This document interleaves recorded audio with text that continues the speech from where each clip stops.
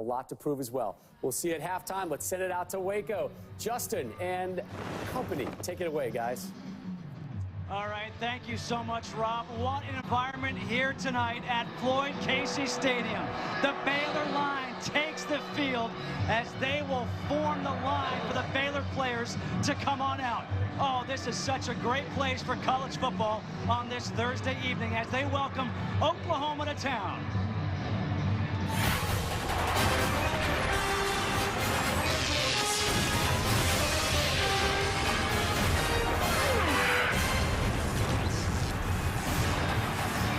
Welcome to sold-out Floyd Casey Stadium. They're expecting a record crowd here tonight, and why not? Number 10 Oklahoma is here to take on number 6 Baylor. And hello to everybody. Justin Kutcher alongside Petros Papadakis and Joel Klatt. And guys, this is the game in the Big 12 that people have been talking about for weeks now. It is the game of the year in this conference. And Joel, if you look behind us, you know this game is huge for Baylor. It's the most exciting and relevant time in Baylor's history as a football program. They're going to send out one of the most explosive offenses in college football history on the field tonight. But it's also an explosive environment around them. Art Briles, the former high school football coach, the legend from Stephenville, as the Baylor Bears one win away from the national championship title conversation. And the Baylor Bears are getting set to take the field on this blackout in front of these fans who are just waiting for them. But Petros, the question is, everyone's been asking, how does Oklahoma's defense slow down this offense? Well, it's been a national question because nobody has done it so far this season. Baylor has been an absolute juggernaut, but they've never faced a defense this experienced, this athletic, this big, and this strong. Oklahoma has secondary players that are very, very laced in the Big 12 game. Gabe Lynn and Aaron Colvin, 55 starts between these guys. They have to play lights out, the game of their lives, if they have a chance to slow down this great Baylor offense. Well, this place is rocking here tonight. The college football eyes are on Waco as the Baylor Bears have the best offense in the country. But tonight, they'll be tested for the first time as they take on number 10 Oklahoma. Kickoff is next, number 10 versus number 6 on Fox Sports 1.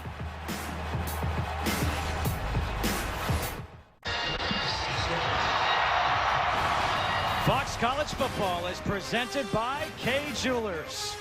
Back here in Waco, Texas at a sold-out Floyd Casey Stadium. We're all set for football. And let's check in with Christina Pink, who has some news on Oklahoma and some injuries there.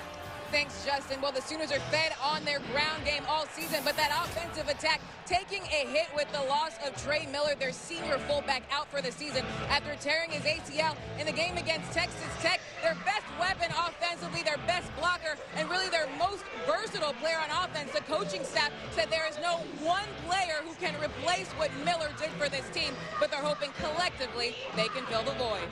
Well, maybe having the bye week will help them make the adjustment. Bob Stoops, in his 15th year, is 1 win shy of tying Barry Switzer for the all-time lead as the Oklahoma head coach. And on the other side is Art Briles in his 6th year, turning this program around.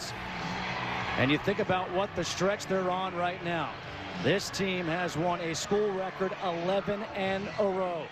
Baylor won the toss. They elected to receive. Levi Norwood and Corey Coleman are back deep with Nick Hotch in the kickoff on a great night for football. 56 degrees, partly cloudy, and a whole lot of noise. It is a blackout for the Baylor Bears, all in black.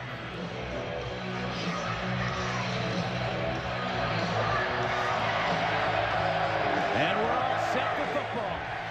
Hodgson kicking it off. Coleman taking it from the end zone. Coleman.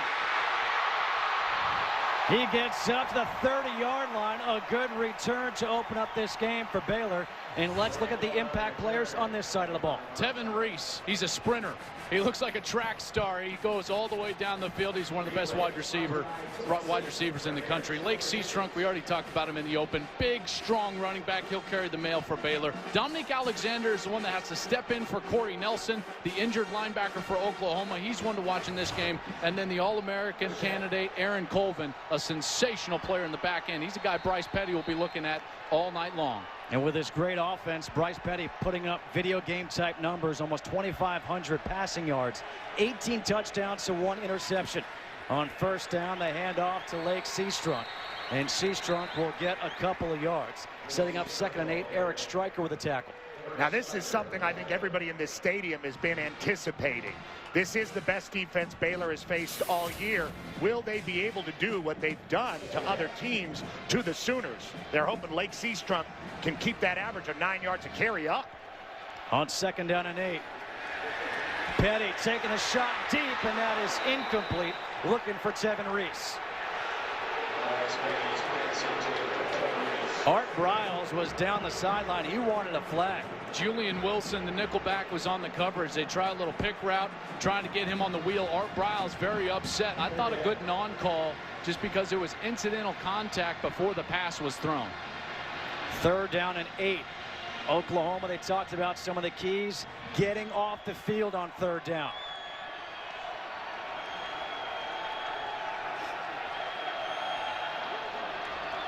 Play clock is down to 4. Petty just gets it off. On 3rd and 8, his pass is incomplete. There is a flag, though, on the far side of the field.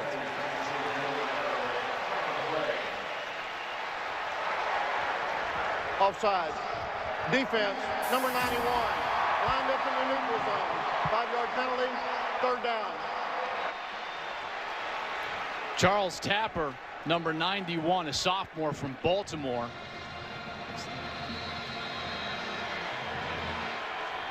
So now you're facing a 3rd and 3.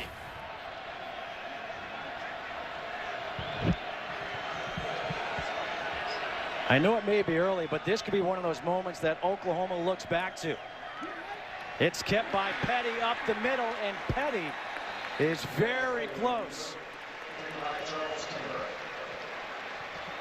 Bryce Petty, big, strong quarterback, not run the ball a lot this year. He went and got that 1st down, and I would expect to see almost everything both these offensive coordinators have in their repertoire tonight. That's the magnitude of this football game. Already Mike Stoops showing his hand, running a lot of man coverage early. On 1st down, Petty stays up, able to get rid of it. The pressure applied by the freshman Dominique Alexander. A little bit of pressure on a 3-step drop. Joel, that's exactly what the Sooners want. Well, and that's exactly what man coverage forces you to do, is as a quarterback, you have to hold the ball and wait for those windows to pop open down the field, allowing the rush to get there. These secondary players very physical on the outside for Oklahoma. Hand off to Seastrunk. Lake Seastrunk brings a couple of would-be tacklers up to the 44-yard line, picks up 5. Frank Shannon with the tackle.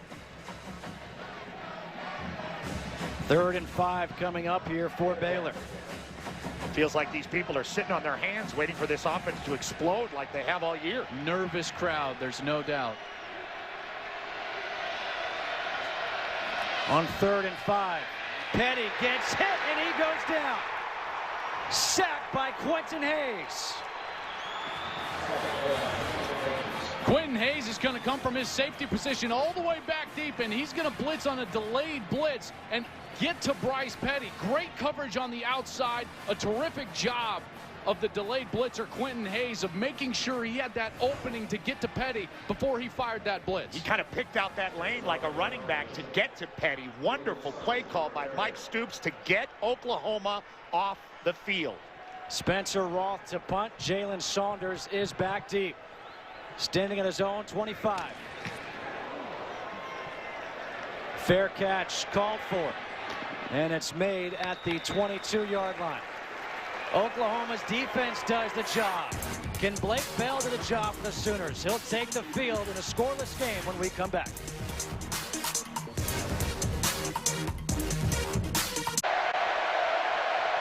No score here in Waco. Petros, how about the impact players this side of the ball? Damian Williams, one of 3 tailbacks that are very solid for Oklahoma. Gabe Eichert, the most decorated offensive lineman in the country. Sam Hull, playing one of those versatile linebacker safety positions for Baylor. And Ahmad Dixon, same deal. Brennan Clay splits out. Little reverse to Sterling Shepard. And Shepard is met there right away by Chris McAllister. A loss of 3. Got to watch the ball handling by Bell. He fakes the pass out, then just the pitch on the end around. But excellent defense, reading their keys and staying home even early, not letting the emotion of the moment get too much of them. Chris McAllister, an excellent defensive play. A loss of 3 on the play. 2nd down and 13 coming up.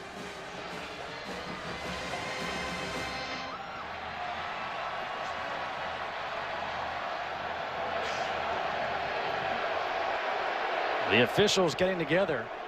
No flags on the play. Let's see what this is for. There is no foul on play for holding. The runner was tackled behind the line of scrimmage.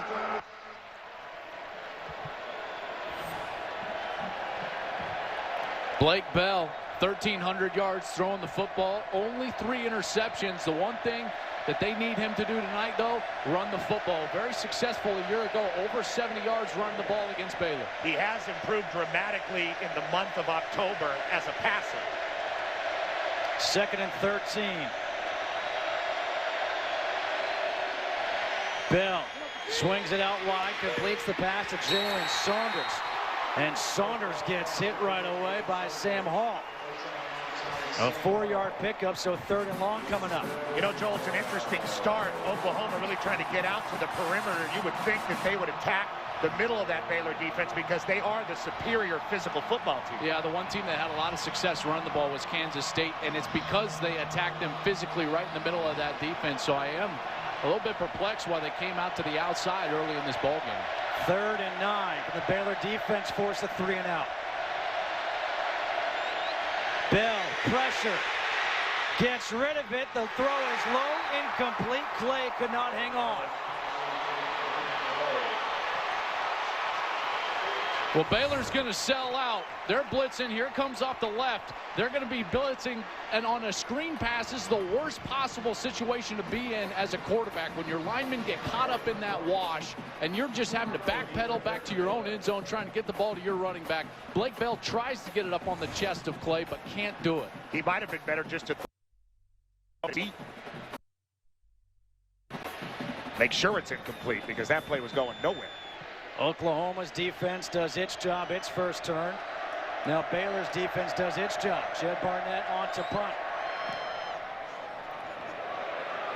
Norwood lets it bounce. And this will be down inside the 35. Baylor's offense, everybody knows about them. Over 60 points per game, over 718 yards per game. They will have their 2nd try on the field when we come back.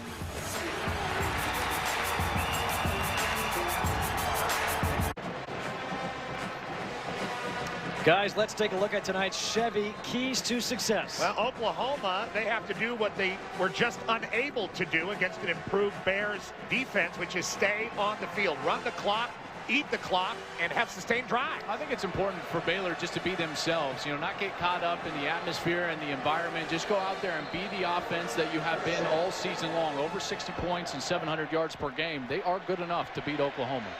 Seastrunk in the backfield. Bryce Petty in the shotgun. On 1st down, a fumble on the exchange. Seastrunk trying to make something out of nothing as he gets tackled by Aaron Colvin for a loss of 2. But there is a flag on the play on the near side of the field.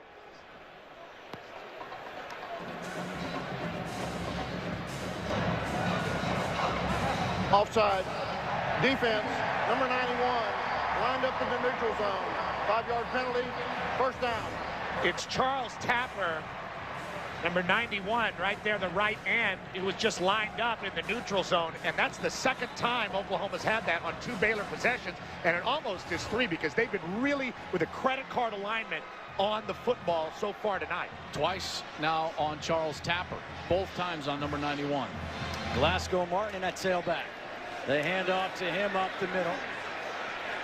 And Martin gets tackled by Tapper, and Dominique Alexander picks up 3, so 2nd and 2 coming up. This is what Baylor's doing offensively. Just an unbelievable start to this season. 7-0 for the first time in school history, trying to get to 8-0. It's Glasgow Martin on the carry. He's got the 1st down. Glasgow Martin is a downhill thumping running back, 23 career touchdowns. Nice little changeup from Lake Seastrunk, who's a little more explosive. On first down, Petty. He'll take the shot. That is incomplete. Antoine Goodley was the closest receiver. Tevin Reese was down the sideline. And Reese was open. He was wide open. They did the same pick route that they tried on the very first snap of the game, and Reese was open by about 5 yards. Bryce Petty missed him. Remember, this is the first year starting for Bryce Petty. This is the first big environment that he's played in as a starting quarterback in college. Second down and 10 here for Baylor.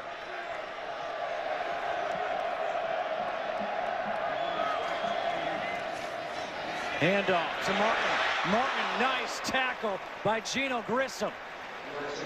A 4-yard run by Martin. They talked about the open field tackling going to be key for the Sooners. Well, if there's no tackle here by Gino Grissom, that play goes a lot longer, and that is basically the key for Oklahoma all night. Baylor's offense creates space. You have to tackle in space and make them earn it. 3rd and 6. Lake Seastrunk is back in at tailback. Petty with time to the far sideline, up top. Caught. Clay Fuller. They're coming right back to that wheel route, and this time Bryce Petty finds him. Clay Fuller down the sidelines. Quentin Hayes trying to cover up on that. That was just a well-thrown ball, perfectly on the outside. A 28-yard completion. Little miscommunication on that exchange right there with Petty and Seastrunk. It was kept by Petty, who gets tackled by Shannon. Second down and 10 here for Baylor. Glasgow Martin is back in. On the slant, it's Fuller again.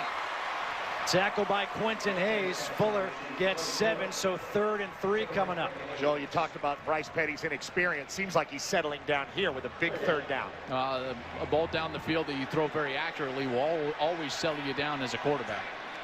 On 3rd and 3, it's kept by Petty up the middle, and Petty's going to come up about a yard shy, setting up 4th and 1. Shannon and Alexander combine for the tackle, so decision time now for Baylor, and I guess not much thinking needs to go into this one.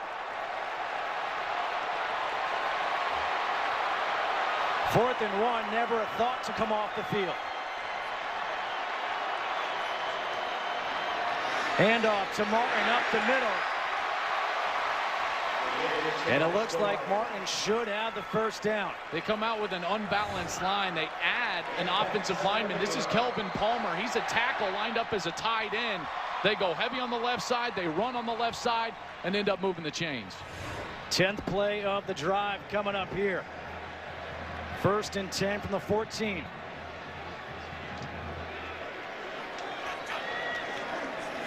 Handoff, Martin up the middle.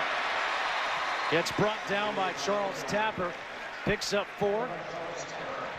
That's part of the space that this Bears offense creates. They have trips to the bottom, wide. I mean, just wide splits, and then they run the ball the opposite way. 2nd and 6. This time it was read by the defense. Frank Shannon came up and hit Martin hard. That was the same play. A loss of 2 on that play. 3rd and 8 coming up. Lake Seastrunk will come back in at tailback, replacing Glasgow Martin. What do you do here on 3rd and 8? What's your play call, Joel? Got to throw the ball. They've been running pick routes all night long. Clay Fuller has been a target for them all drive long. He's on the inside in the slot. And now a timeout taken here by Oklahoma. With 7:18 to go here in this first quarter. An unusual drive here by Baylor. 11 plays, 4 minutes. We're not used to seeing this from the Baylor Bears. Neither they usually score in 2 minutes or less. Well, Big East basketball is coming to Fox Sports beginning tomorrow as Boston College takes on Bryce Cotton and the Providence Friars in the season opener for both teams. Coverage begins at 6 p.m. Eastern with Gus Johnson and Bill Raftery on the call on your new home for Big East basketball, Fox Sports 1. A great weekend of college sports here on Fox Sports 1, kicking off tonight with this matchup. Then you got the college basketball tomorrow, and of course more college football games on Saturday. 3rd and 8 though here for the Baylor Bears, trying to strike first in this top 10 matchup.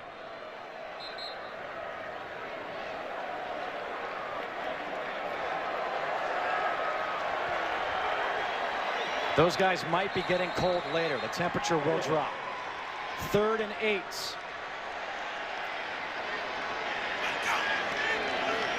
Petty pump fake to the end zone. Incomplete. Was looking for Jay Lee. Zach Sanchez there on the coverage. Zach Sanchez is a guy who's going to get picked on out there because he's been picked on in this game. But good coverage tonight by Oklahoma. It was so excellent far. coverage. Texas Tech really picked on Zach Sanchez all night long. He did an excellent job of just maintaining his ground while not interfering with that route. I know Art Browse might feel a little bit differently, but Sanchez, an excellent job in his real first opportunity there. He's a redshirt freshman from Keller, Texas. Aaron Jones now on to try for a 29-yard field goal attempt. And that kick is good. So Baylor gets on the board first, but if you're Oklahoma, that's a small victory because it's 3 points, not 7. 3-0, Baylor leading here in the first quarter.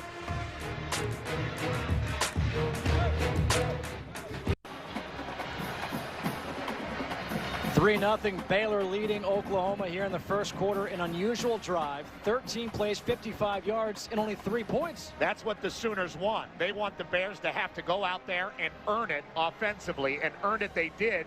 Those 3 points at least here in the first quarter. Now it's up to the Sooner offense to give that defense a rest, hold the ball, take some air out of it. But the most critical part, the 3 points. You know, it wasn't 4 minutes and then a touchdown. 4 minutes and then forcing them to kick a field goal. Excellent job by Oklahoma. Mike Stoops is going to be ecstatic with his defense after the last series. Aaron Jones to kick off for Baylor. A high, short kick. Brennan Clay takes from 21. Clay trying to get to the outside. And Clay will be brought down as he crosses the 35 up to the 37. A 16-yard return. Orion Stewart with a tackle. Well, this series history, it has basically been all Oklahoma. One loss. The only loss was a couple years ago here in Waco when RG3 really made his case for the Heisman Trophy. That's probably the moment that Baylor football turned around. That is why the gravity of this game for Baylor, with a team like the Mystique of Oklahoma coming here, is so heavy. Yeah, and because it's on the line for Baylor now as well. They're not just a team trying to fight to get bowl eligible like they have been in the past. This is a team with true national championship hopes on the line here tonight against the perennial Big 12 power. On first down, it's kept by Bell. It's Trevor Knight who's actually in. Trevor Knight, his first snap of the night. And he picks up 9. The starter to begin the season, Trevor Knight, got pulled after a couple of games, got banged up. Blake Bell came in, had a historic debut against Tulsa with 400+ yards passing, the most in the debut of any Sooner of all time. But now Knight getting a chance, obviously, to showcase his legs in the run game. Second down and 1. Damian Williams in the backfield. He splits out.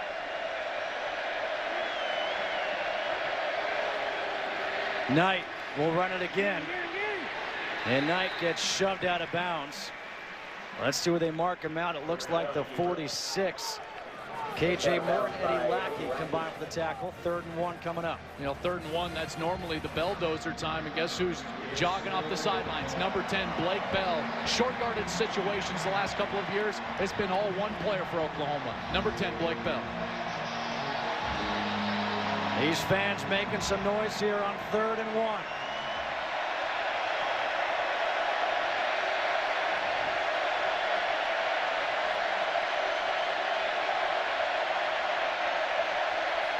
Bell will run it. And Bell gets taken down for a loss. Ahmad Dixon.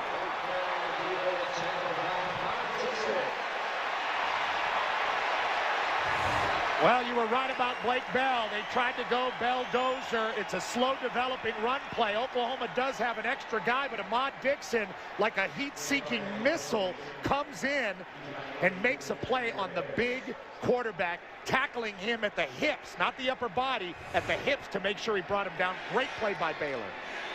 Jed Barnett on to punt. The second 3-and-out forced by Baylor's defense. Norwood lets it sail over his head. This will go in the end zone for a touchback. Everyone talks about Baylor's offense. Their defense starting to get some respect. Making a big stop on 3rd and 1. They'll have the ball at the 20, leading 3-0.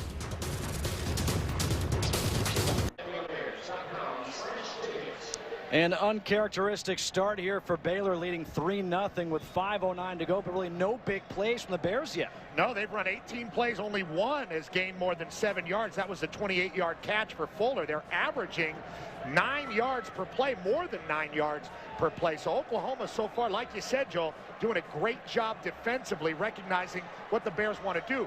But their offense with the 3-and-outs is hurting them. That man coverage on the outside. Oklahoma's one of the few teams that can match up athletically on the outside with Baylor. That's a big reason why their defense has been able to have success so far in this game. Lake Seastrunk on first down, gets the handoff, tries to cut it back. Seastrunk picks up a few yards, setting up second down. Let's check back in with Christina Pink. Well, speaking of the running game, Glasgow Martin is back in the Bears locker room, a little banged up there, taking a look at his right knee. Left the game, the training staff taking a look at Martin's right knee. Justin? All right, thanks for Christina. Offense, number 77, 5-yard penalty, second down. False start against Kelvin Palmer. Exactly what you need if you're Oklahoma. Now you've got room to take chances. A lot of things at Mike Stoops' disposal now. Art Briles can't be happy with the way his offense has opened up this game.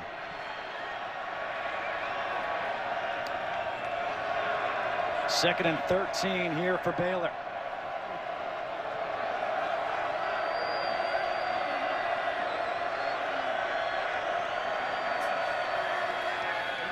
Petty down the field over the middle, and that was nearly picked off by Gabe Lynn. Intended for Tevin Reese. Gabe Lynn's the one that makes the play on the ball, but it's actually Julian Wilson, the nickelback, who is running step for step down the field with Tevin Reese. Excellent coverage, forcing Petty to throw that ball actually where he didn't want to, closer to the safety, and Lynn was the one almost making the interception. So now 3rd and 12 here for Baylor. Empty backfield as Seastrunk goes in motion. Play clock is down to 4, and a timeout will be taken here by Baylor. All right, it's obvious that this Baylor offense right now seems confused by Oklahoma's defense. A little bit stunned right now with the way that they've started the game. Remember, when you're used to touching the field and averaging 9 yards per play, this kind of thing can be confidence hurting, especially when you're playing at home. So Baylor's got to overcome the adversity that Oklahoma's defense has thrown at him, and this is a big 3rd down opportunity, which is why I believe they called the timeout. The whole offense for Baylor is predicated on space. That's why they take such wide splits with their wide receivers. They're banking on the fact that you're going to play zone coverage because they have better athletes than you. The problem is Oklahoma, excellent in the secondary. Very good players out there like Aaron Colvin, and they can match up man-to-man, which keeps the run integrity of the defense in the middle of the field. One of the keys to the game, Joel was talking about it, is be yourself. Well, it's hard to be yourself against guys like Gabe Lynn, who are the best players that Baylor has faced this year. So far, this Oklahoma secondary is up to the task of guarding a lot of these guys man-to-man and one-on-one. And they're being allowed to play physical as well. Shock Linwood is now in. Lake Seastrunk is out. 3rd and 12. Petty forced out of the pocket. On the run, throws, and he completes it to Corey Coleman, but there is a flag on the play. Julian Wilson with a tackle, a 15-yard completion. I got a feeling he was out of bounds and came back in this because there's no hat on the official. That's the telltale sign. He's going to drop his hat if the wide receiver left the field to play. 2 guys hatless there.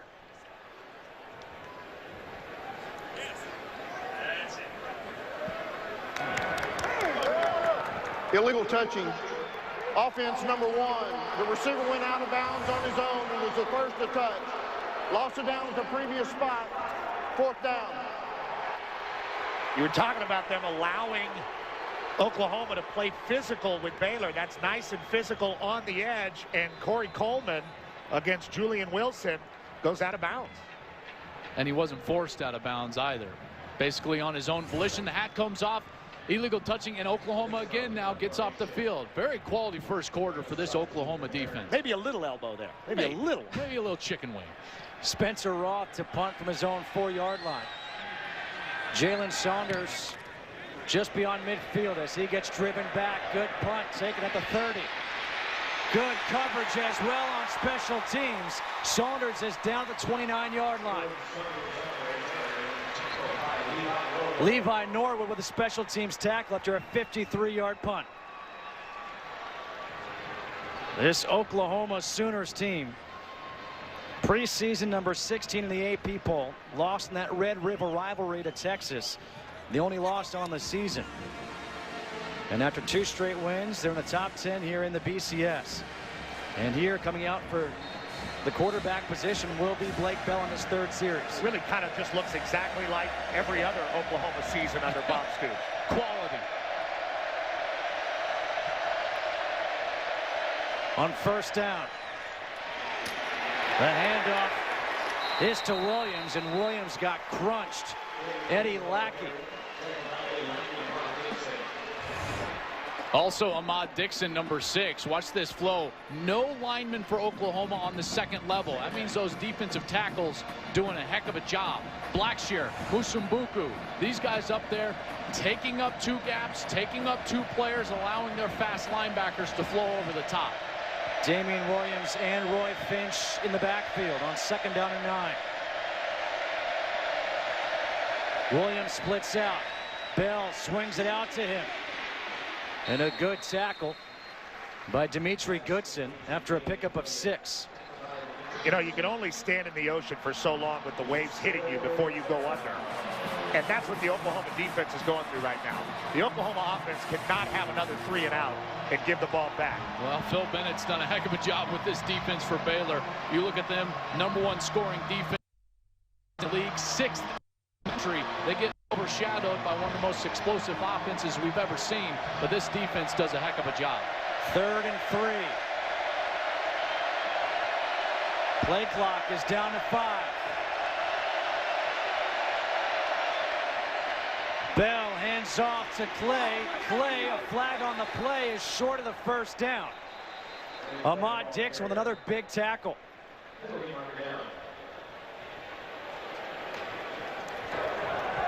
Personal foul. Hands to the face. Defense number 2. 15-yard penalty. Automatic. 1st down. Sean Oakman, number 2. He's the guy that's going to get called for this, working against the left tackle, Tyrus Thompson, number 71. See, the hand gets up there, the helmet gets knocked off, and a critical mistake for Baylor, moving the chains and keeping this Sooners offense on the field. The first down of the game for Oklahoma. And Sean Oakman is a big kid, 6'9", 275.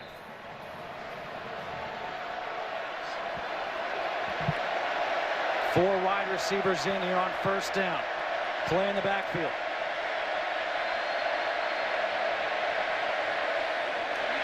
Handoff to Clay up the middle. And Clay gets a yard, tackled by Eddie Lackey, his 3rd tackle of this quarter. Not that they've had a lot of success doing it so far. Oklahoma's had almost no success offensively in this game, save that penalty that kept them on the field. But I like the way they're continuing to pound the ball, at least on this series, between the tackles. I think that's where Baylor is the weakest, and that's where Oklahoma can make the most hay, at least here in the 1st half. 2nd down and 9.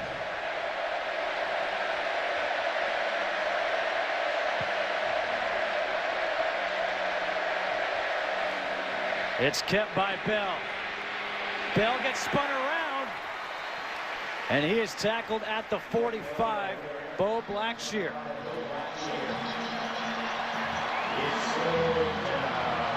Third and 7. And an obvious down situation. Bell from the pocket has to make a throw here. 11 plays have been run by Oklahoma, 21 total yards.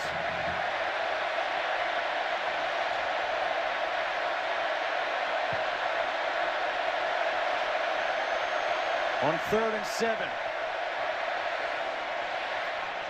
Bell with time. Steps up, throws, and he completes the pass to Sterling Shepard, who drops the ball. The flag comes out. And this is not going to be pretty. K.J. Morton with the hit, and Shepard is down. Obviously, you're going to get a targeting penalty here.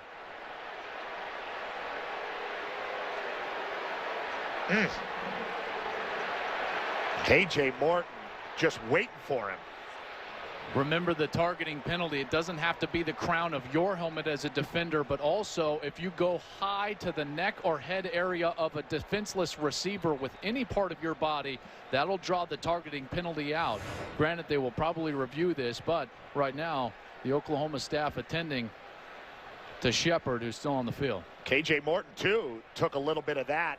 And I think what's going to hurt him as they look at it is that he really followed through with his forearm to the head. Sterling Shepard, the player, down.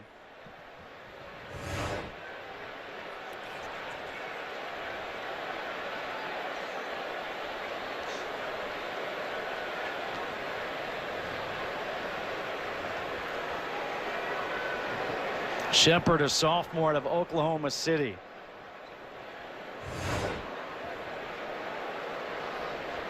Shepard's such a great story. He wears number 3 to honor his late father, who played wide receiver at the University of Oklahoma back in 1983.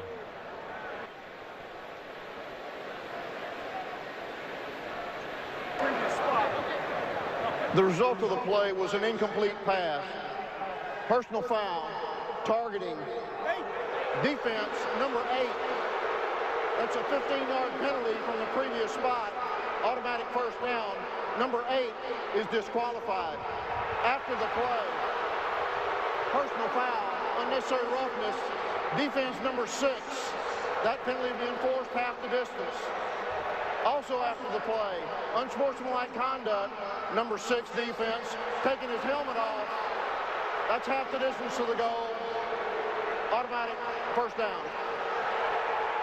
Wow. Dixon with 2 penalties against him. The targeting, of course, on K.J. Morton. Here it is again.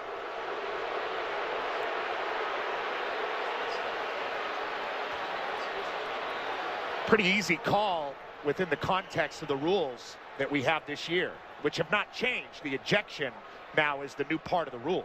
6 is Ahmad Dixon. He's the one that gathered the 2 dead ball penalties after the targeting penalty, going to move Oklahoma all the way down inside the 15-yard line. And now great concern on both sidelines and in the crowd for Jalen Saunders. Pardon me, Sterling Shepard. They had brought the golf cart out for Sterling Shepard. As Joel was saying, just such a good story and a good kid.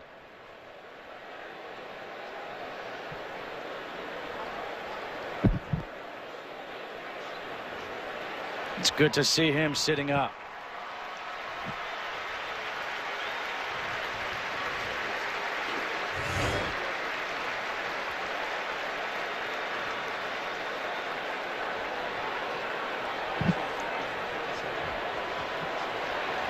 That's the first time I've seen targeting this year where it hasn't been the helmet to the helmet.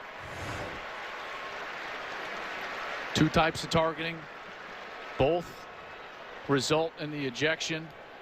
K.J. Morton, the senior from Warner Robins, Georgia.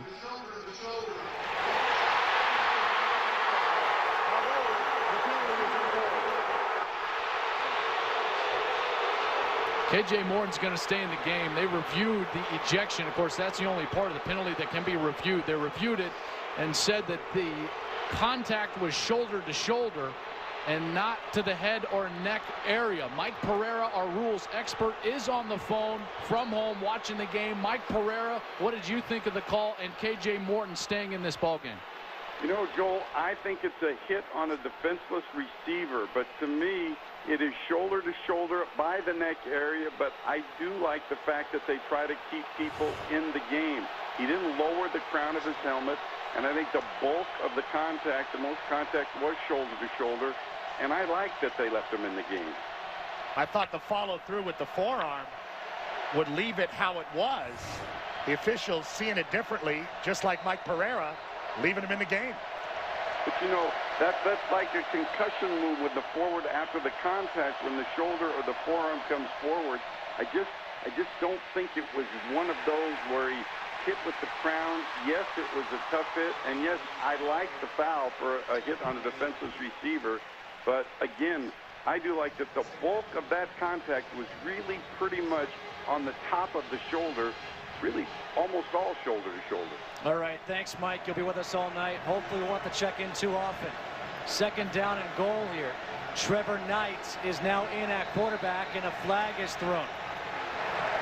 Illegal substitution, offense, 12 in formation, 5-yard penalty, second down. Got to be honest, guys. I mean, obviously, all those penalties against Ahmad Dixon would set up this first and goal, but a fairly sloppy first quarter. Tends to happen when you got this much of an environment, this much expectation and excitement around the game. You got to settle in and allow those motions to fade away and just play football. That's the end of the first quarter. Baylor leading 3-0. Fox College Football will continue after these messages.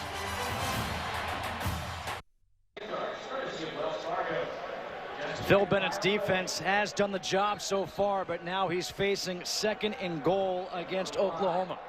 Critical downs right now, critical series for Oklahoma, because I would categorize this whole first quarter as a win for OU. Their defense, they've held the score to 3-0 against a prolific offense, but now it's time for their offense, which has got some breaks of some penalties, to capitalize, and they've got to punch this one in the end zone. And Phil Bennett, a guy who has coached all over college football in every major conference except for the Pac-12, his defense was nothing short of sensational in the first quarter. I mean, they also got a win in the first quarter, and the only success Oklahoma has had is because of those penalties you just referenced. Yeah, lots of speed at the second level. Those linebackers have really done a great job. Eddie Lackey, Bryce Hager, Sam Hull, the nickelback, running through the offensive line and making sure that they're short tacklers in space. Baylor's defense is for real. And Oklahoma's almost done nothing down the field yet in this game. Baylor just with the one big play that set up the field goal.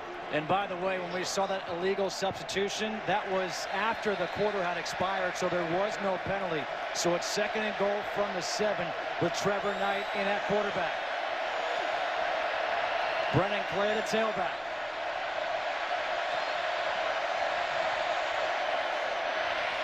It's kept by Knight, and Knight will get tackled at the 2-yard line. Sam Hall. And third and goal from the 2 here for the Sooners. The Belldozer will come back in, facing third and goal from the 2.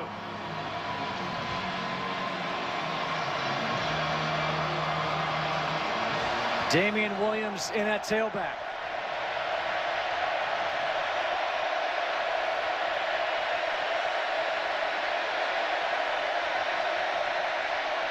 Play clock is down to 4, a late entry, and a timeout will be called here for Oklahoma. And Bob Stoops not happy with that.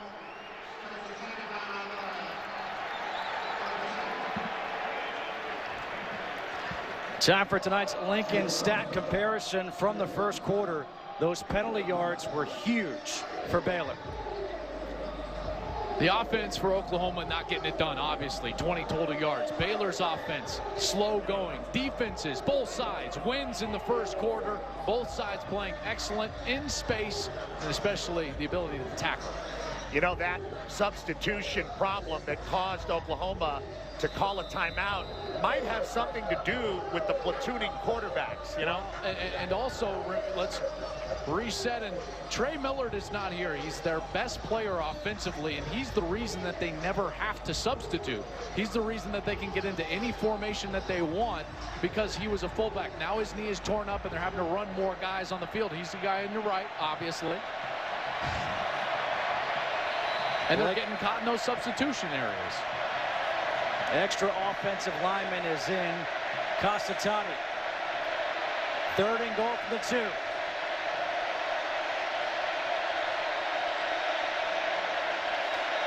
Bell, the quarterback run, and Bell, he gets stuffed. Ahmad Dixon. They're going to have to go for it. You cannot settle for field goals at this point. They're going to go quickly. 4th and goal from the 1. Bell again gets stopped. What a job by the defense.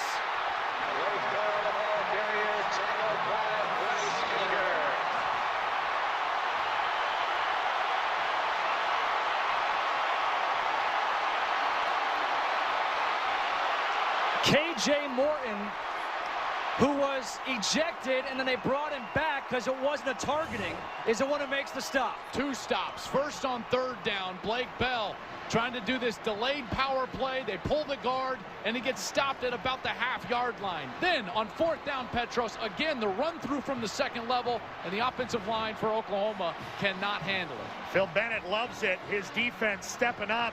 Not only did they win the 1st quarter for him, they won that drive. Huge stop, and still the Baylor defense and the Oklahoma defense, they've been the stars of this football game thus far. And I know it's a numbers thing, but those slow developing short yardage plays with Blake Bell just not making the same progress that they were in the past. On 1st down, it's shot Linwood. Did he get out? He did. Chuka and Dulé with the tackle. It's a loss of 1. This was awful close. Did get out of the end zone. That was clear, but excellent job by that front for Oklahoma. When you have an offense like Baylor's that's predicated on space and spreading out the field, this could be the hardest part of the field for them to operate out of, coming out of their own end zone. From their end zone, Petty from behind, he gets sacked for the safety. Dominique Alexander, the true freshman.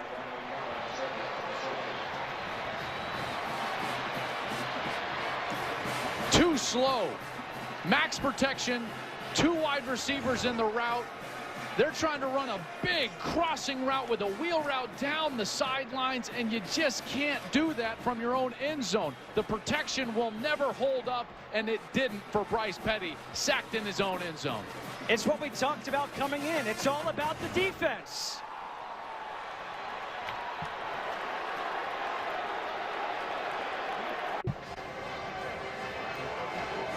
Dominique Alexander, that true freshman, comes up with that huge sack for the safety. Well, he is replacing the captain, Corey Nelson, and 2 guys with an opportunity to block Alexander. Neither picks him up. Corey Nelson loves it. Well, Corey Nelson's obviously the linebacker that Alexander is playing for. Nelson tore his pec. He's out for the year, a senior from Dallas. Dominique Alexander, a true freshman who they really like, but now forced to play because of that injury. And Alexander has stepped up and has gotten better and better as the season has gone along. 19 tackles, had the game of his life versus Texas in the Red River rivalry. Spencer Roth will punt now after the safety. Jalen Saunders is back at the 25. Saunders from the 34. Saunders has a hole down the sideline. Saunders finally gets taken down inside the 15.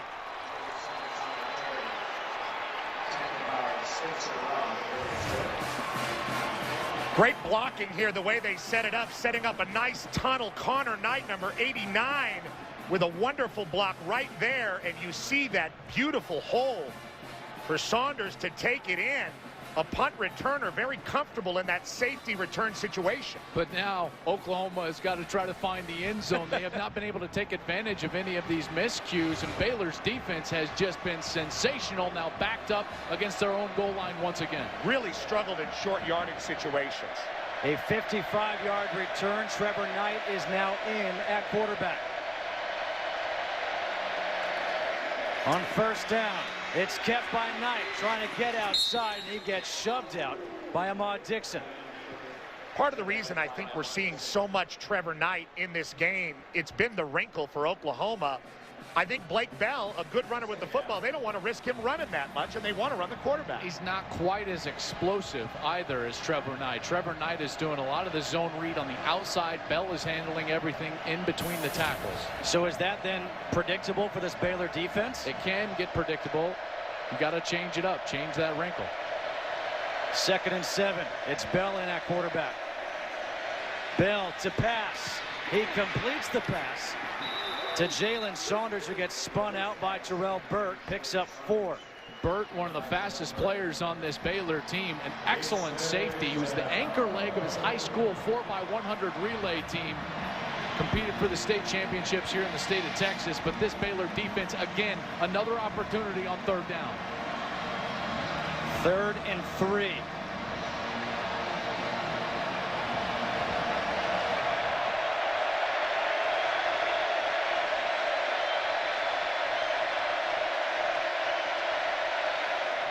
Bell to pass, and that is incomplete. Was looking for Saunders. Burt was there on the coverage. Another problem in short yardage for Oklahoma. This was a long way to ask Blake Bell to throw it. And how about the speed of Burt? I just told you he was a track star, and he shows it on that play.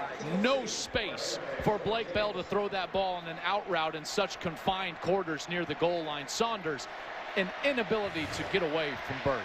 Now Michael Honeycutt on for a 22-yard field goal attempt.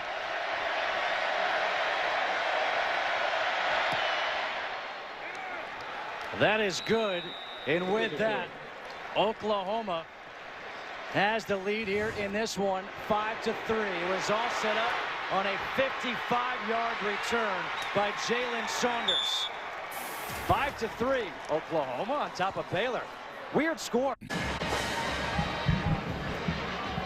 The offense for Oklahoma has not been able to do anything, yet they lead here by 2 points, 5-3. No first downs by rush or pass for the Sooners, and they wanted to control the ball in this game, and that's on their first 4 drives. All 4 of their first downs have come from penalties. Not the start that I think anybody had anticipated for this game. Nick Hodgson will kick off for Oklahoma.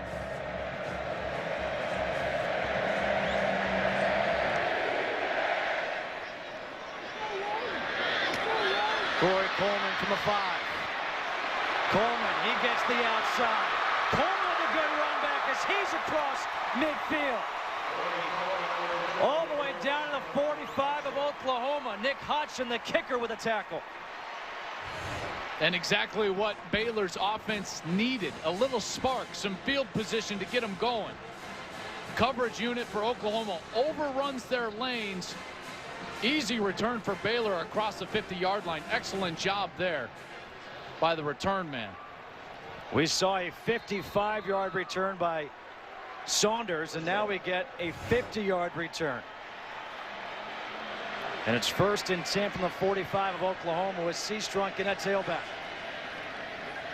Kept by Petty. And Petty gets tackled by the shoe by Frank Shannon after he picks up 3. I feel like both offenses thought they would catch the defense off guard by running the quarterback more in this game. 2nd down and 7. Petty, the quick pass is complete to Goodley. He was down, the tackle by Aaron Colvin, and that's a good tackle. A 4-yard pickup, 3rd and short coming up.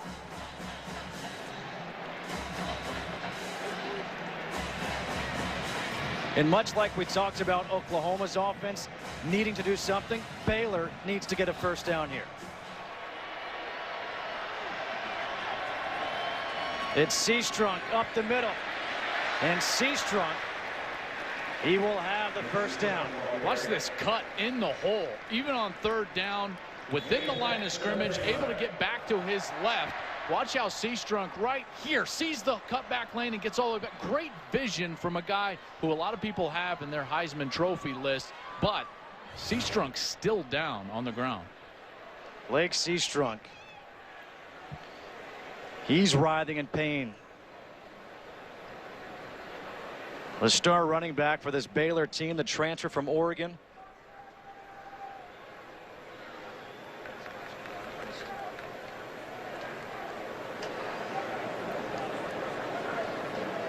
Remember earlier, Christina told us Glasgow Martin was getting looked at. He's the backup running back number 8. That would leave Shock Linwood and Devin Chafin as the running backs for Baylor. Depending on what is going on with Lake Seastrunk, Linwood, a redshirt freshman, Chafin, a redshirt freshman as well. Let's watch the end of the play here. Lake Seastrunk trying to get all the way over to that hole. And that ankle gets rolled up. That left ankle gets rolled up, and that's what he's reacting to. This place is awfully quiet, but now they applaud as Seastrunk's able to get up 5-3 Oklahoma.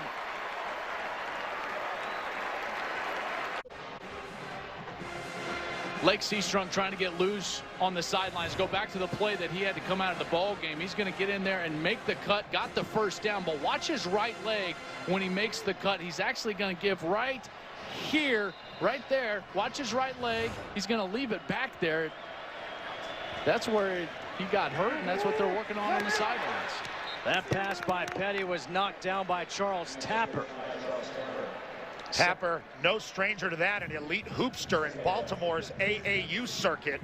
Great anticipation there, getting up and batting it down. 2nd down and 10. Linwood is in at tailback.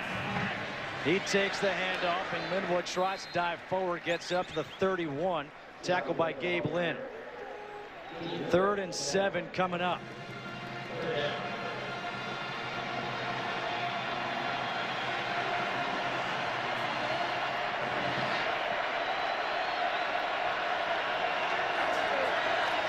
Petty stepping up, pressured, and Petty goes down again.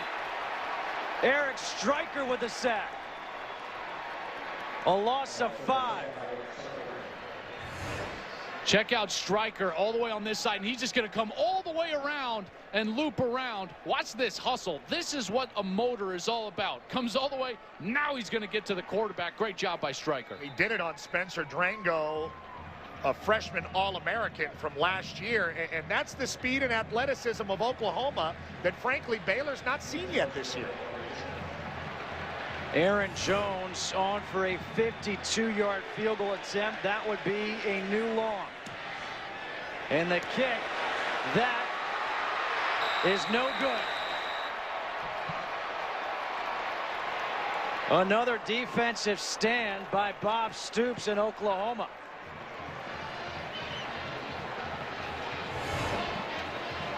The defenses are winning the day. Not quite enough. Wide left. Oklahoma ball.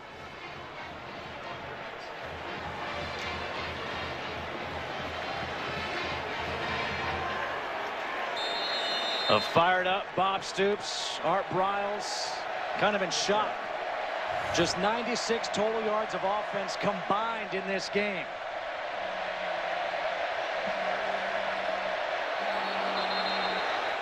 And we have more flags. False start.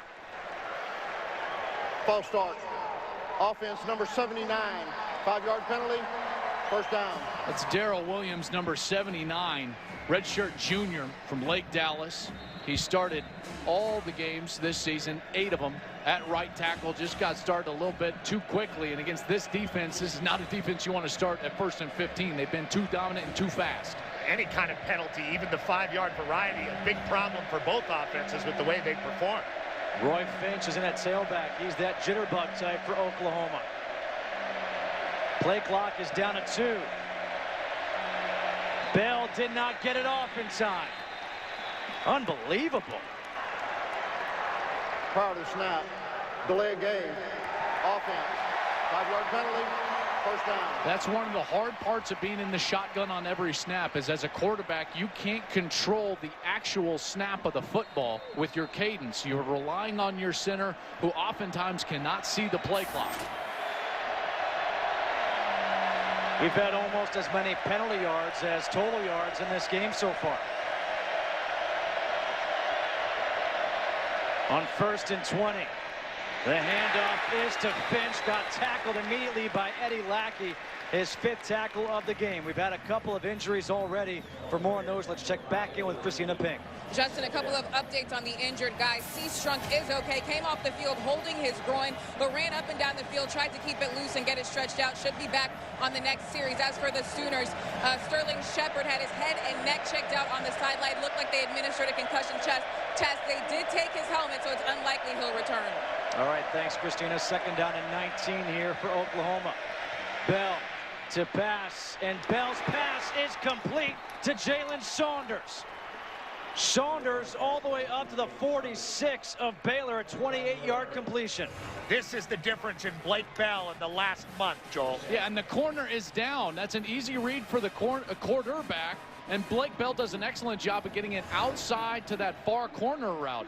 What an excellent route there by Jalen Saunders, getting behind the defense, but Blake Bell with his best ball by far of the day. 28 yards on that play. They had 33 total yards the previous 19 plays. Play action. Bell overthrows his open receiver, but a flag comes in. That's going to go against Dimitri Goodson. Over-aggressiveness from the Bear defense. They've been great all night, but they've hurt themselves with penalties. I just don't understand that. After the play, personal foul. Unnecessary roughness, defense, number 3. 15-yard penalty, automatic first down. Goodson left his feet. There's just no reason. The ball clearly not in play. Well over the head of Jalen Saunders. He's looking back 2 steps, then hitting him. He's in a defenseless position. Just an ill-advised play from Baylor. Another first down given to Oklahoma because of a Baylor penalty. Brennan Clay in at tailback. Don't adjust your screen. The score is right, 5-3. Bell pressured. Gets rid of it over the middle. Incomplete. Was looking again to Saunders. The pressure applied by Eddie Lackey. Phil Bennett told us yesterday that his defense wanted to match the physicality of the Oklahoma offense. And so far in this game, you have to say they've done absolutely that. But over-aggressiveness has hurt them, like we talked about with penalties. But, man, did Blake Bell take a hit there. Yeah, Blackshear is the one that forced him to step up, number 95. And then number 5, Eddie Lackey, came up, and he really laid the wood on Blake Bell. 2nd down and 10.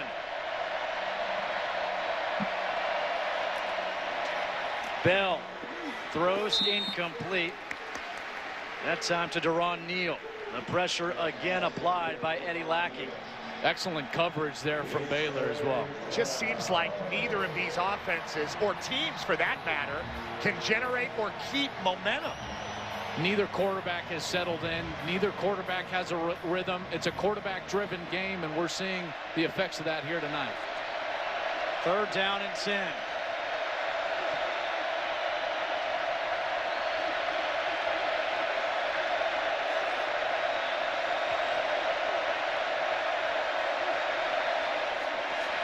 Bell going to the end zone, incomplete. Looking for Jazz Reynolds, but a flag is down in the backfield.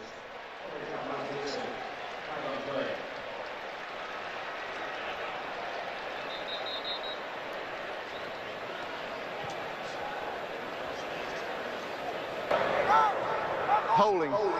Offense, number 71. That penalty's declined. 4th down.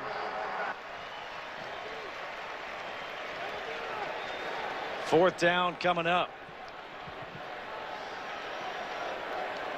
I don't know why they didn't take the penalty there. Yeah. That would have forced them into a much longer field goal opportunity. Granted, it would have still been 3rd down, but now forcing Honeycutt to kick this one.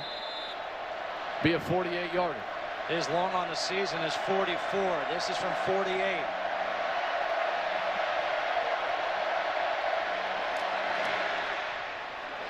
And that kick is no good. A defensive battle here in Waco.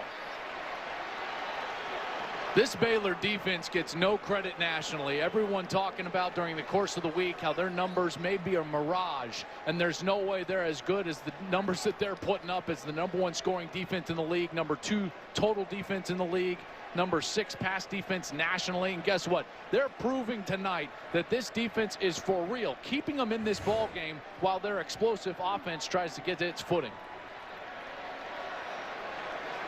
Let me ask this question, because both offenses haven't done anything yet. Is it great defense or is it bad offense right now? I think you got two shocked coaches on the sidelines, and I think it's a little bit of both.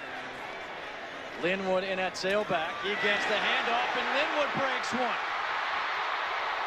Shock Linwood across midfield up to the 49 of Oklahoma, a 20-yard run. Finally, some of the space created by the Baylor offense that we've been talking about. Nice block by Cyril Richardson to spring him.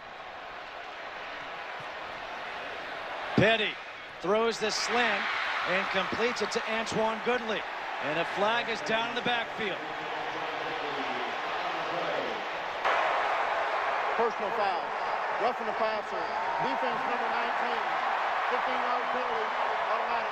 First down. Eric Stryker's going to come from the right side of the defense, left side of the offense. He comes absolutely free, and he's going to hit Bryce Petty. Ooh, I don't know about that. That's an awful ticky-tack call from the officials on Eric Stryker. It wasn't late and it wasn't high. I have no idea why that flag was thrown. A good break for Baylor. Petty on the zone read. Petty tries to cut to the outside. And Petty is down inside the 10, tackled by Quentin Hayes. Marked down at the 7. Now Baylor is creating their own momentum. Let's see if they can follow it. This is a called run for Petty. It was blocked very well. And look how that big guy gets out to the edge and has a nose for the end zone. Handoff to Linwood. Linwood up the middle for a couple yards. And I've been impressed with Bryce Petty's running ability in this game so far. 6'3", 230-pound junior. Really nice forward lean when he decides to tuck it. Mike Stoops, the defensive coordinator for Oklahoma, looking on. 2nd and goal from the 5. It's kept by Petty. Dives to the end zone. Touchdown!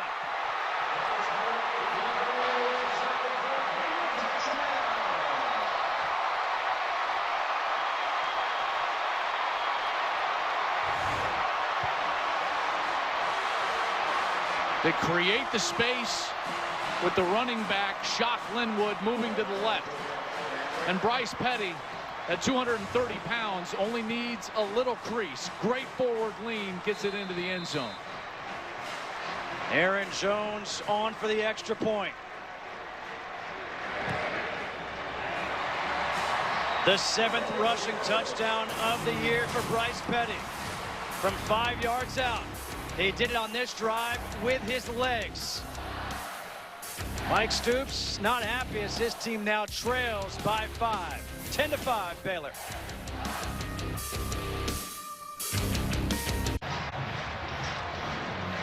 Bryce Petty with that 5-yard touchdown run. Finally got into the end zone. 5 plays, 69 yards in a minute and 14, and maybe woke up this Baylor team, at least offensively, and this crowd here at Floyd Casey Stadium. Looks like all the red shirts getting it cracking on the sideline, trying to get some emotion going. Finally, a team was able to capitalize on their own momentum. Here on this blackout night, Aaron Jones will kick off. Brennan Clay from the 4. Clay up the middle. And Brennan Clay will get up to the 25-yard line. A 21-yard return. Here comes this Oklahoma offense, which has not been able to do anything. Well, it's begun because of the aggressiveness for Baylor. Baylor's linebackers has made it way too difficult for Oklahoma to run the football, and that's been very apparent. Their defensive line is covering up those offensive linemen. The double teams aren't allowed to get up to the second level. Lackey, Hager, Sam Hole, they've been tremendous. So it's time for Oklahoma, if you want to move the football, cut loose Blake Bell. You got to start throwing the football down the field. Damian Williams in the backfield.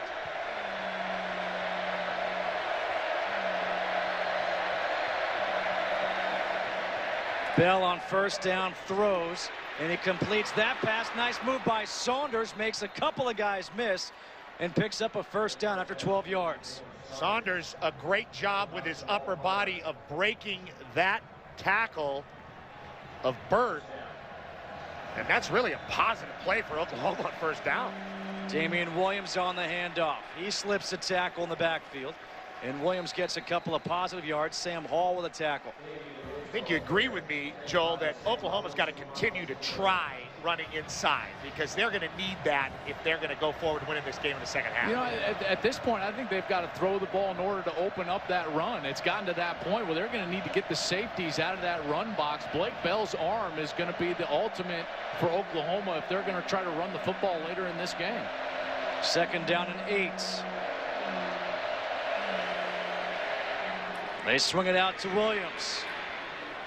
And Williams up to the 45, picks up 6. Terrell Burt with his third tackle of the night. All right, here we go again. Third down and 2. We've seen Baylor come up with defensive stop after defensive stop.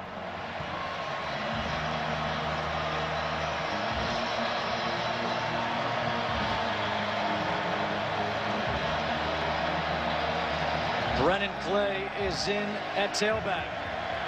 Bell under center. Handoff to Clay, who has the first down. And Clay gets tackled by Ahmad Dixon after he picks up 9. Big open field tackle by Dixon, and I really like that they were under center for this short yardage play, Joel. And Aaron Ripkowski, number 48, the fullback. Now he's in for Trey Millard, and guess what? Chops him down on the edge. Excellent block by the fullback. Play action. Bell just trying to buy time, and he will throw this one out of bounds wisely. The pressure applied by Bryce Hager.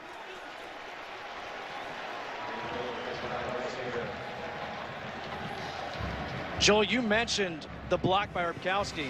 How much do you think the absence of Millard has affected Oklahoma in this game so far? Greatly. He's their best player on either side of the ball. Trey Millard is a surefire NFL guy. He's a hybrid type, can play H-back, fullback, split out and play in the slot. He's an excellent player, and they're missing him here tonight. Second down and 10. Play clock is down to 5.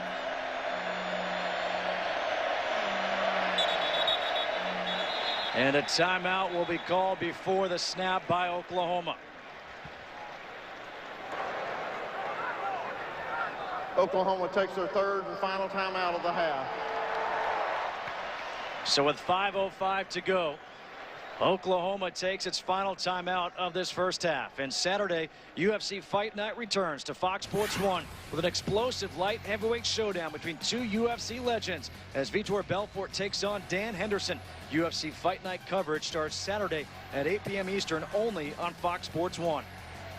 You know, for a team that's been in this kind of environment constantly because of who they are, there's Lake Seastrunk looking relatively healthy there on the sideline. But you think about Oklahoma and all the big games that they've played in, their offense does not look like they have been in this type of environment this year. A lot of trouble getting plays off and a lot of timeouts, a lot of delay of games, penalties of just lining up. A lot of sloppiness for the Sooners on them. Well, because of Trey Millard, they normally don't have to substitute this much. And so with players running in and out of the game, it presents some of those problems. But I don't want to create any excuses for this Oklahoma offense because the Baylor defense has been absolutely terrific during the course of this game. They've been great, and they've maybe forced some unforced errors. Neither team doing much offensively. Obviously, when the score is 10-5. Second and 10. Bell Stepping up over the middle, throws, and that one is incomplete. Dimitri Goodson on the coverage. Deron Neal, the intended receiver. What a gutsy route to the football by Goodson, taking that underneath route and really getting after the ball, almost intercepted. A confident defensive back makes that play. You see guys that aren't as secure with their coverage ability, and they'll sit back, allow that ball to be caught, and then tackle the ball carrier. But Goodson, an excellent play on the football. 3rd and 10.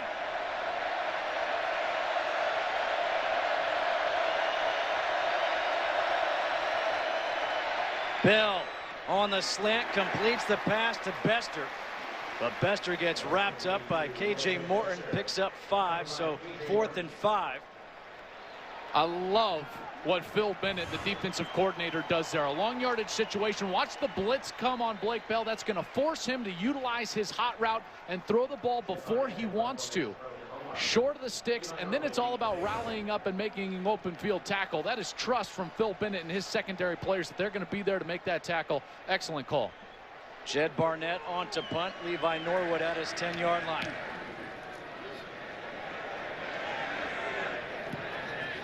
And this will be downed at the 7-yard line.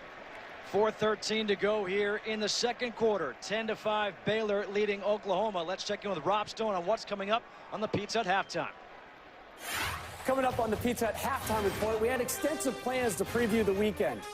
Scratch that. It is almost entirely Baylor, Oklahoma, with a little taste of Oregon, Stanford. We'll see you at the break. This really is an amazing Thursday night in college football. The best Thursday night in the history of college football, I think it's fair to say. I think Baylor's playing the best defense they may have played in the history of their program. 4 straight drives now for Oklahoma that have gone into the plus territory. All 4 of those drives produced a total of 3 points. Hand off to Linwood on 1st down. And Shock Linwood will get a yard. 2nd down and 9. Justin Kutcher alongside Joel Clapp, Petros Papadakis, and Christina Pink.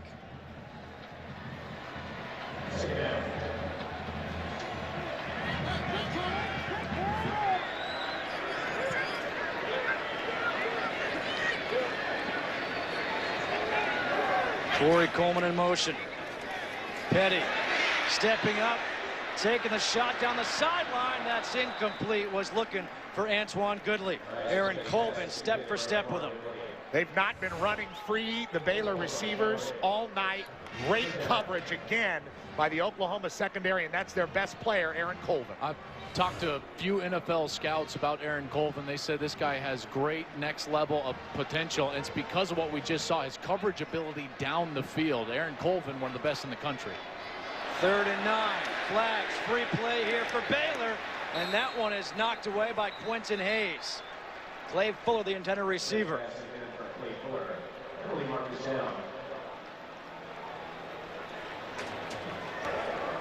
Offside. Defense, number 19, in the neutral zone at the snap. 5-yard penalty, 3rd down. 3rd one. Eric Stryker's trying to time up that blitz. Blitzing right in the A-gap, which is the gap directly to the side of the center. Stryker just got caught in the neutral zone. Now it's 3rd and 4.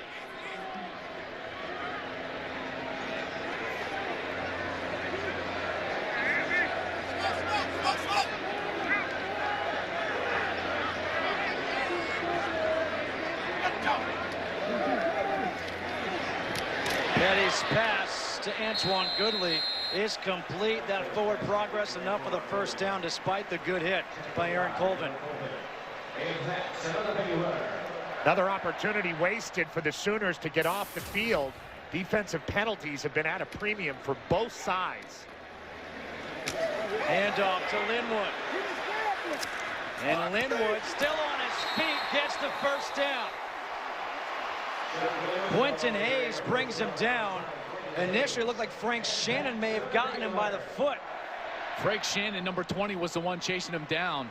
And Linwood stays on his feet. Excellent balance from Linwood. What a stable of backs this Baylor squad has, from Seastrunk to Martin. And now the 3rd stringer, Shock Linwood, a redshirt freshman, keeping his balance along the sidelines. What we haven't seen yet from Baylor, and granted there's no rhythm, they're not going that up-tempo that we're used to seeing. Petty throws it, and there's the flag. Gabe Lynn on the coverage. Tevin Reese, the intended receiver, he threw it short, and Reese couldn't get back there with Gabe Lynn interfering.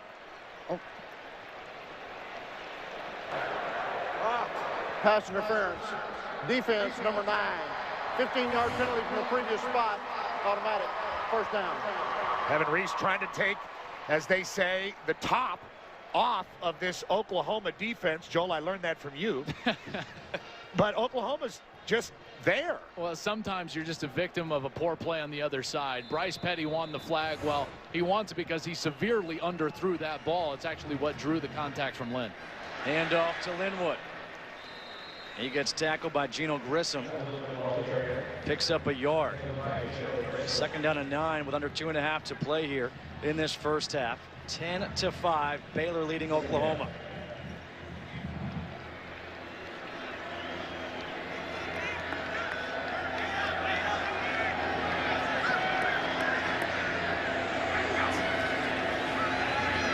Petty, his pass, the slant, caught by Levi Norwood. And Norwood is spun down at the 14-yard line by Julian Wilson. A 39-yard completion. Missed tackles in space against a team like Baylor will absolutely haunt you right there. The Oklahoma defender right there at the point of contact as far as the catch, but can't bring him down. Kept by Petty. Petty can't slip that tackle of Dominique Alexander. Petty was going to go. That's how important those tackles in the open field are. Alexander that time hanging on for dear life to a big physical quarterback who's run the ball very well here in the second quarter in Bryce Petty. 2nd down and 9. Just got word that Tevin Reese has left the game for Baylor. We'll check in with Christina in a moment about that.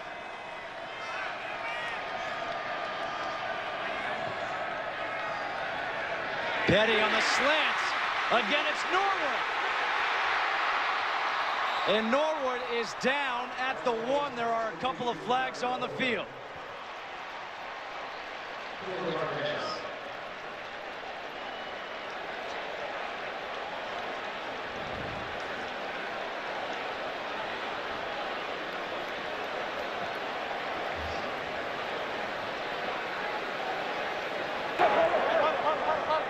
Personal foul.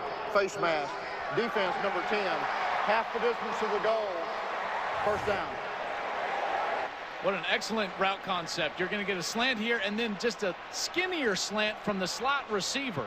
And that's Levi Norwood. And clearing out that zone, even though it's man coverage, you're clearing out the space. And then at the end, Baylor gets benefited from this face mask, even though they would have already had a 1st and goal from the 1-yard line. Petty on the keeper, gets the shove. Touchdown.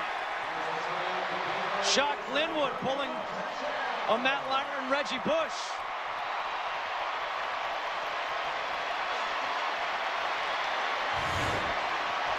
It's really one of the only opportunities to hit the quarterback of your own team is when you're a running back. You can push him in a little bit. Never gets called. Mike Stoops doesn't like it.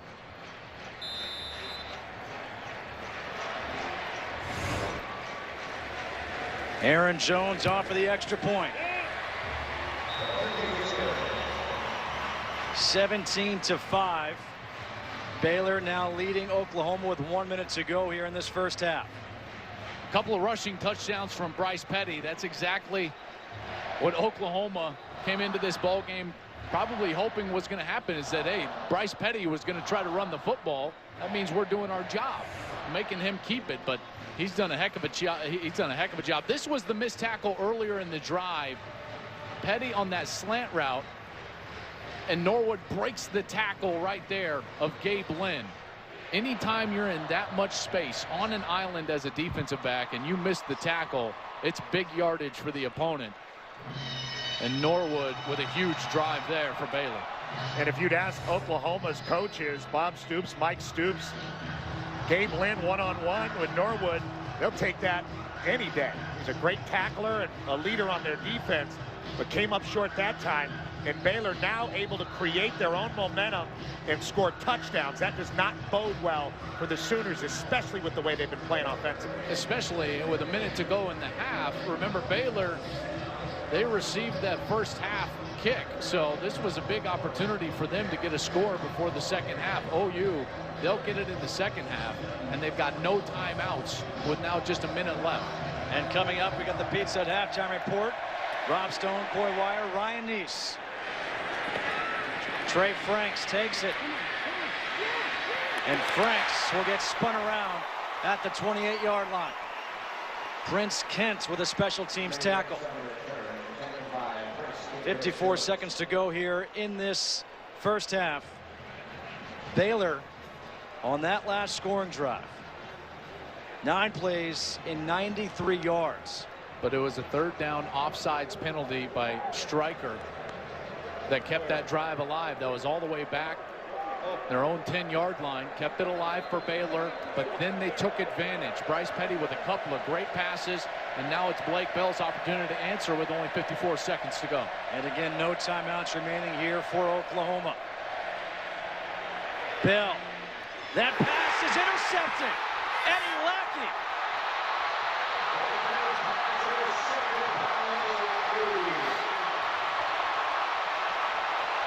The 4th interception of the year thrown by Bell. It looked like a screen setting up to the right side, but Blake Bell tries down the middle of the field, never really looks over at the screen, and didn't see Lackey.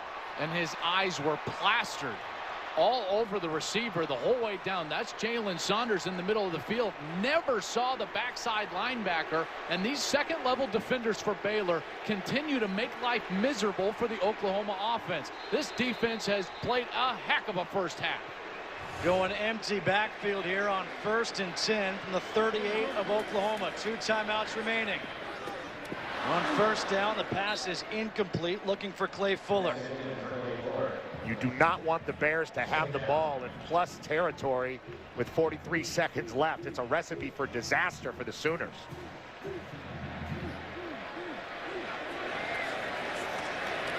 Petty with time. Down the sideline, it's incomplete, looking for Antoine Goodley. Aaron Colvin there on the coverage. And you talk about problematic matchups for this defense for Oklahoma. Those cornerbacks, they have not had any problems covering these wide receivers. That's a great matchup there, Colvin and Goodley. Goodley coming in, averaging over 23 yards per catch on the season, which is just absurd when you think about it. But Colvin, step for step to the goal line with him. 3rd and 10. Goodley in motion. It's kept by Petty. Petty up the middle. He has the first down.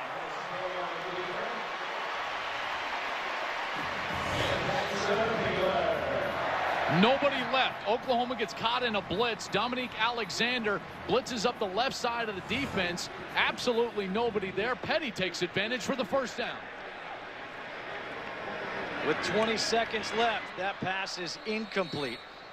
Intended for Antoine Goodley. Baylor still has 2 timeouts left, so time's still really not a factor. Any point of the field open for Bryce Petty if you're wondering why he would throw it short in the middle of the field. Well, especially with an offense that has the ability. That's just what they do, to play with pace. No problem for them in this situation. Shock Linwood in at tailback.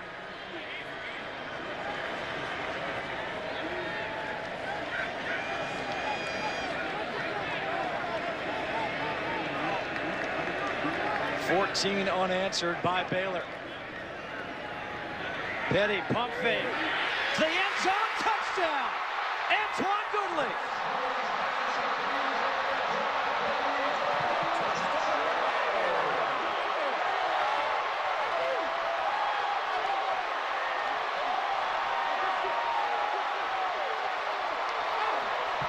A 24-yard touchdown pass from Bryce Petty to Antoine Goodley.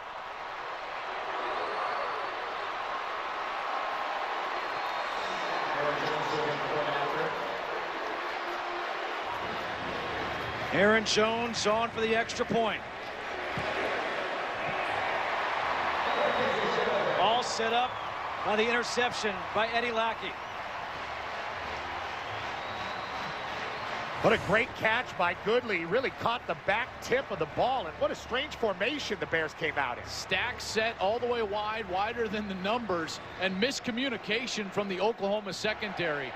They clearly were running a zone defense there, but Gabe Lynn and Aaron Colvin, the two seniors, the ones with the most experience on the Oklahoma defense in the secondary, are caught not knowing the coverage, and Antoine Goodley reins it in. Excellent call, Petros. Back to the ball, but hauls it in for the touchdown. That is a crucial mistake. Remember, back to the turnover from Blake Bell. Briles is starting to feel his offense wake up in this game, really on the legs of Bryce Petty, the quarterback, but that time a really nice throw and a great catch, as we said, by Goodley. No Tevin Reese, no Lake Seastrup, no problem. You still have a superstar perimeter guy out there in Antoine Goodley. 14 points in 47 seconds for the Baylor Bears. And this is more what this crowd expected, to see some points put on the board. 24-5 with 13 seconds to go here in this first half.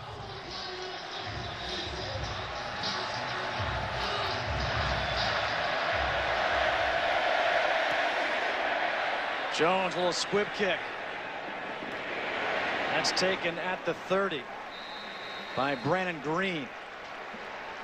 Coming up in just a couple seconds, the Pizza Hut halftime report with Rob Stone, Corey Wire, and Ryan Neese. They'll talk about this game.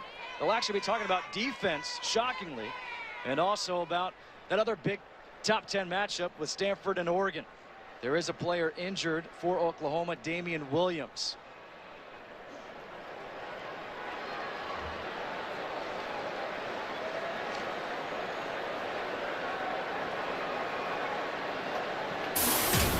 Williams, the senior out of San Diego. JC transfer out of Arizona Western. The most consistent cog in Oklahoma's tailback committee, but because they run tailback by committee,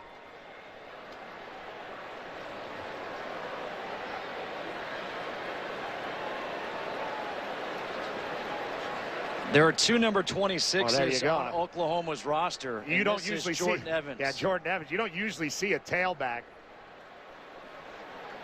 on the KOR team in a blocking situation.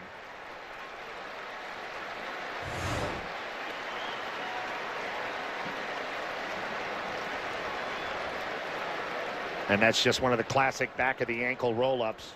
Brandon Green.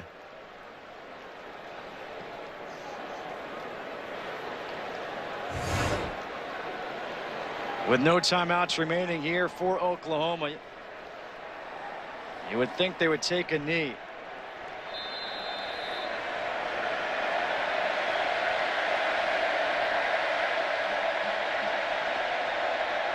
Apparently they won't. Instead, the handoff to Williams. And Williams gets wrapped up. And that'll do it here for this first half. The defense for Baylor. They did the job in the first half. The offense picked it up late. 24-5. Baylor leading Oklahoma at the half. We now go to Rob Stone in Los Angeles for the Pizza Hut halftime report, which starts right now.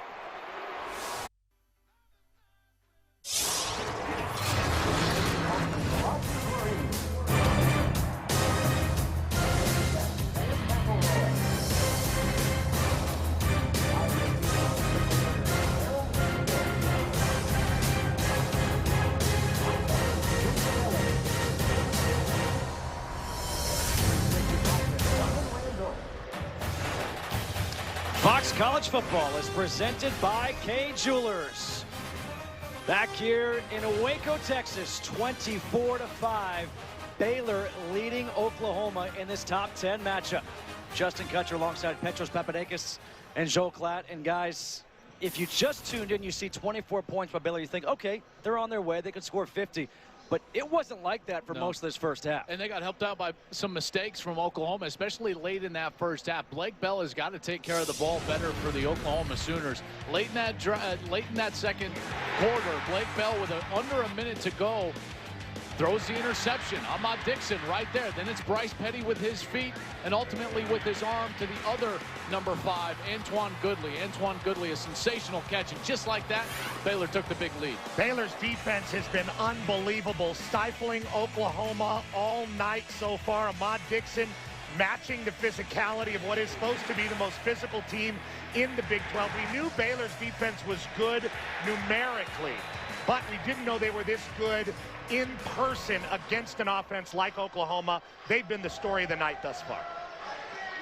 Baylor will kick off to start this third quarter. Oklahoma to receive. Baylor on this blackout night at Floyd Casey Stadium. Closed the half very, very strong.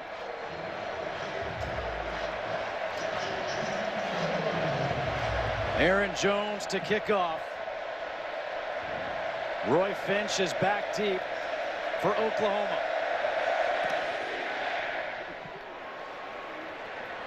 Franks in the end zone will take a knee. And Oklahoma will start at the 25. And let's check in with Christina Pink. Thanks, Justin. Well, we are certainly seeing the depth of this Baylor offense tonight. Talked to Coach Browse at halftime. He said that Lake Seastrunk is probable to return to this game. He's still experiencing some tightness in that groin area. They want him to stay loose and see how he responds here to start the third quarter as he's loosening up here on the sideline. Also, his backup, Glasgow Martin, is out with a right knee injury, and receiver Tevin Reese is out. He had his right wrist evaluated and x-rayed at halftime. I did get a chance to talk to Coach Stoops. He mainly expressed his frustration with their offense. He said our defense is keeping us in the game, but that offense isn't getting the job done. Talked about the turnover and some of those penalties, Justin. No doubt the offense not getting it done. Oklahoma under 100 yards in that first half. Roy Finch in at tailback. They're going to run the option. It's kept by Bell, and he tripped over that blade of field turf. Not the way you want to open up if you're Blake Bell, especially after that mistake late in the second quarter. But it was all Baylor in that second quarter. Their offense finally started to get a rhythm. 229 total yards now in the game and 103 on the ground. But the third down conversions is the one that jumps out to me. 1 of 8 for Oklahoma, 5 of 9 for Baylor. Baylor staying on the field. Those first half stats presented by Kay Jeweler. 2nd down and 10. Bell to pass, and he swings it at Jalen Saunders. And Saunders is out of bounds at the 31-yard line. Terrell Burke pushes him out. The Sooners start the first half by trying to work the perimeter.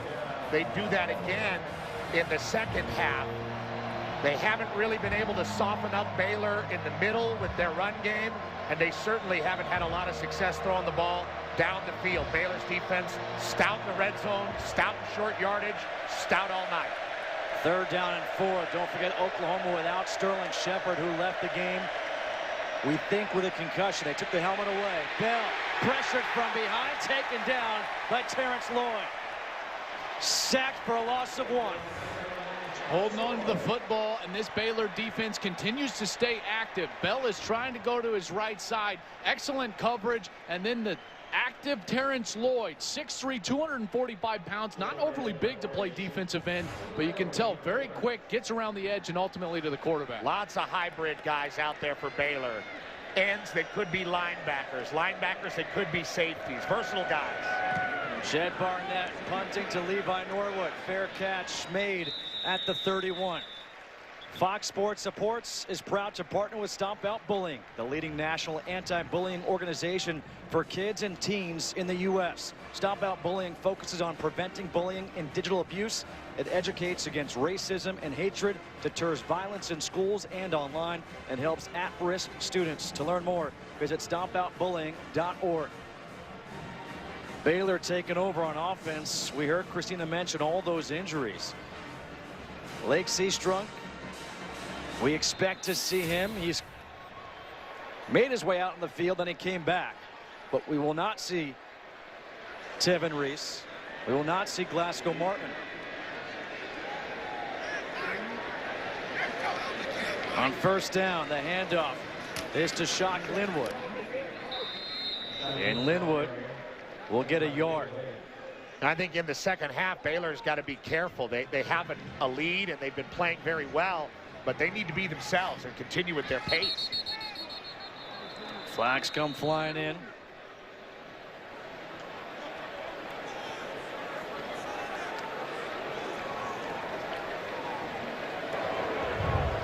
False start. Offense, number 77, was going down in his stance at the snap. 5-yard penalty, first down. It was Petty's ability to run the football, especially in the middle of the Oklahoma defense, that ultimately opened up that offense for Baylor in that second half of the second quarter. Let's see if they go back to that, especially with Linwood, the third-string running back in the game, number 32. Second down and 14. And a whistle on the field, the far official.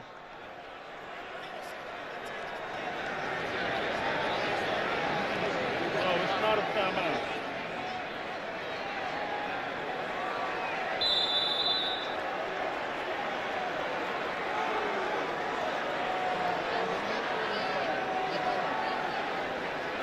Not exactly what that whistle was for.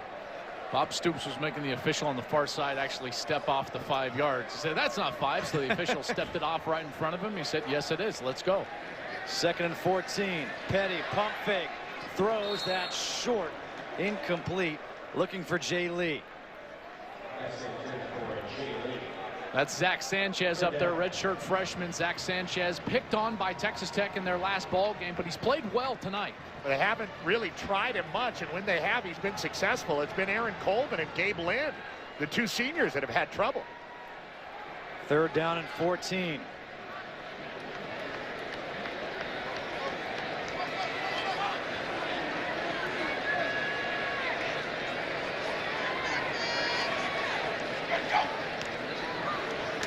Petty with time throws to Clay Fuller, and Fuller can't stay in bounds. Marked out at the 38. About 3 yards shy that first down marker. One of the most important things for a wide receiver is to know where you are on the football field in relationship with the sticks to keep your team on the field. That time Fuller unable to keep his body in bounds and turn his hips.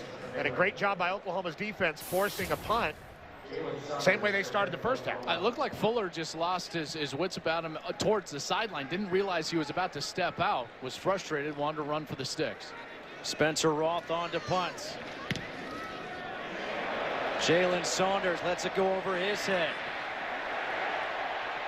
And this takes a Baylor bounce. Will be down at the 4. Prince Kent again on special teams. Down the field, a 58-yard punt by Spencer Roth. Oklahoma backed up deep into their own territory when we come back.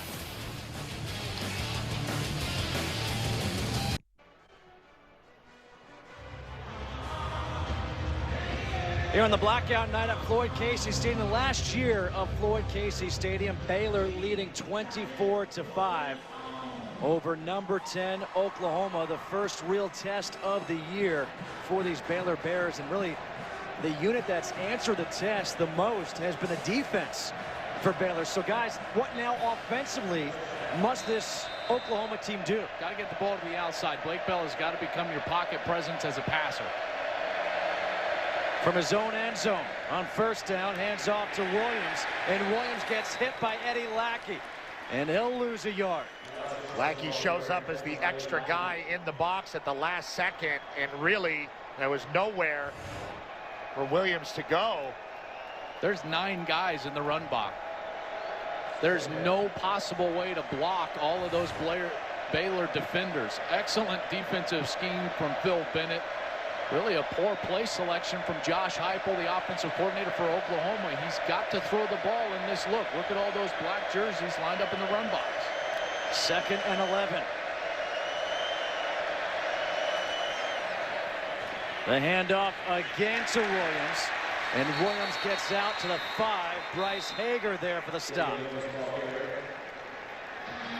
Bryce Hager really muscling Williams down on that play. All Big 12 in 2012, leading the Big 12 in tackles. Again, this guy is Baylor's stud. We haven't talked about him too much tonight, but he's really been at the center of that defense. And look at what that defense has done tonight to this Oklahoma Sooners offense. Really a shock. I don't think anybody saw this coming. Third and 9.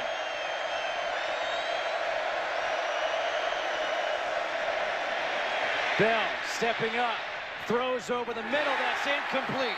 Dimitri Goodson knocked it out of the hands of Trey Franks. Wonderful play by Goodson. The timing that Goodson has shown tonight deep in the middle of the field has been outstanding. He jumped the route earlier in this ball game and now shows it on third down. Not to interfere, but to get there when the ball arrives. Excellent coverage, incomplete, and off the field again for Baylor. They've been excellent on third down. Oklahoma back-to-back 3-and-outs to start this half, just like they started the first half.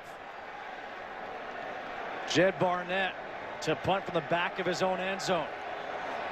Levi Norwood is at the 45 of Oklahoma, and a flag comes in.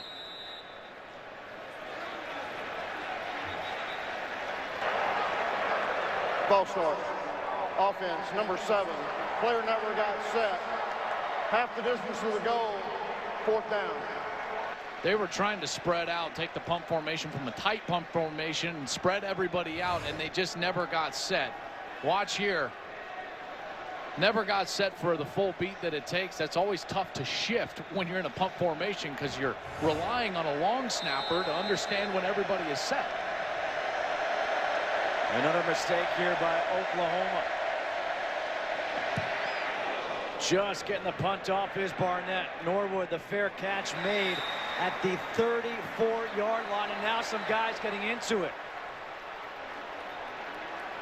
No flags have been thrown. Well, we saw a little bit of chippiness before the game during warm-ups. Oklahoma is the Big 12 power. They're the most physical team in the Big 12, and they don't like being pushed around out here, and they're getting pushed around physically by a Baylor football team that really has not been intimidated all night. Just a miserable start to the second half for the Oklahoma offense. They can't get anything going. Credit to the Baylor defense, but now you set up Baylor with excellent field position now from the 34-yard line. This is easy work now for Baylor's offense, or at least it has been to this point during the course of this season. Lake Seastrunk is back in at tailback. On first down, it's Seastrunk trying to get outside, and he will run out of bounds, chased out by Frank Shannon. Picks up 5. Joel, you talked about it earlier. Seastrunk dealing with some kind of leg issue. Seems to be on his right side, and making that break to the outside. Still pretty explosive. That's how good of a back he is, but he does look comfortable. Second down and 5. It's Seastrunk again, trying to break a tackle, and he will not. Gino Grissom got the jersey, would not let go. A loss of 1. This front for Oklahoma has not played poorly. You know, they've been left on an island, the man coverage, deep safeties in order to stop the run. For the most part, aside from a couple of Bryce Petty runs up the middle of that defense, they have done a very good job of stopping these backs for Baylor. Shock Linwood now in at tailback.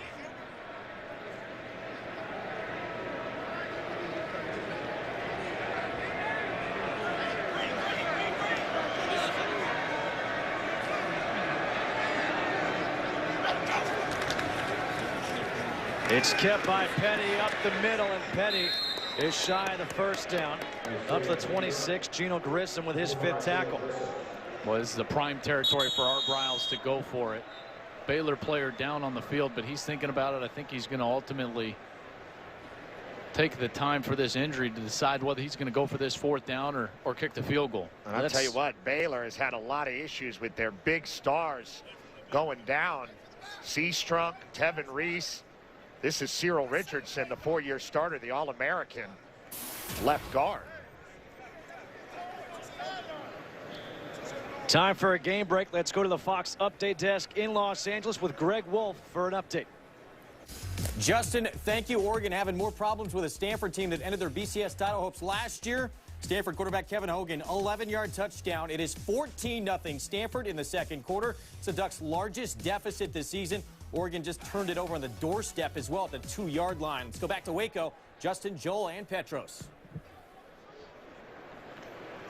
Stanford up 14-0 over Oregon. Wow. There's one team in the country that seems to know and recognize what Oregon wants to do offensively, even with their sensational quarterback in Stanford. Baylor leading 24-5 over Oklahoma here. As we look at the Pac-12 standings, that game, huge implications in the Pac-12. Stanford still has an outside shot to get back into that national title conversation. Ahead of Baylor right now at 5 in the BCS. Baylor sitting at 6 in the BCS. Terrific matchup there. Oregon obviously with their Heisman Trophy candidate Marcus Mariota, but this is a heck of a team in Baylor, and they're making a great statement here tonight. And I think it starts, guys, and I'm sure you would agree with me, with their defense, because that's what everyone was questioning coming into this game. We knew that Baylor could score offensively. I didn't realize that they could play this stout of defense, and they're going to keep their offense on the field, trusting that defense going forward on 4th down. And Kyle Fuller comes in at left guard for Baylor. 5 wide receivers in. It's kept by Petty up the middle for the first down. And the ball comes loose. Dominique Alexander had the tackle. Petty looks like he's slow to get up. And that's the danger of making your quarterback running the football a big part of your offense. Here's the end of the play. Alexander with the tackle on the upper body. Spencer Drango comes up with the ball, so Baylor keeps it. Just wrapped up around that right leg. That is the danger. Anytime you expose your quarterback like this in the middle of the field, he's going to stay on the field, but he did get up and limp around. Speaking of Bryce Petty. First down, red zone opportunity here for the Baylor Bears. Petty to throw to the end zone, open receiver, touchdown, Levi Norwood.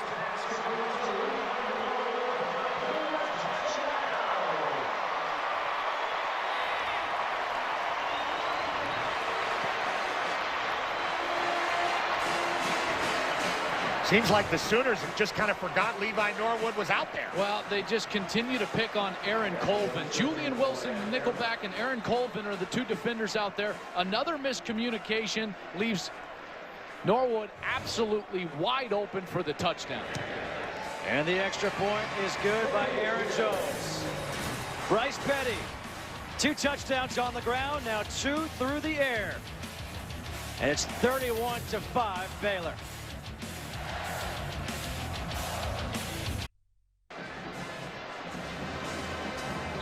28 unanswered points by Baylor after that 5-play, 34-yard drive, which ended in a Levi Norwood 17-yard touchdown catch. And Bob Stoops was furious after the play. Mike Stoops and Bob Stoops out talking with the officials the entire commercial break. They felt like, and probably feel like all night long, the Baylor wide receivers have taken advantage of being physical on pick routes.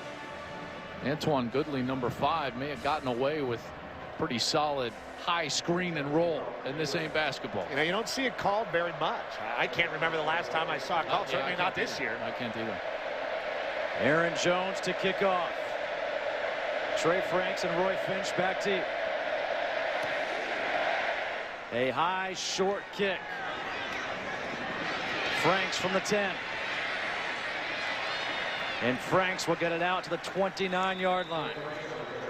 Let's go back to that touchdown, Justin. This is what they're so upset about. Antoine Goodley's on the outside. He's going to go and pick number 2. That's Julian Wilson, the nickelback. Just runs right into him. The only hard part for the official is that could be construed as a route. And this is the conversation that then took place. He's talking about these routes that Baylor continues to run. And remember, they're running them because Oklahoma has been in man coverage basically the entire night. You're sure he's not talking about the Big East basketball coverage, which starts tomorrow night? I'm sure. Yeah, I guarantee it.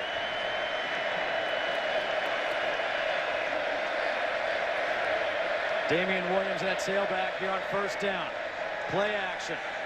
Bell waiting, throws, got hit, and that is incomplete.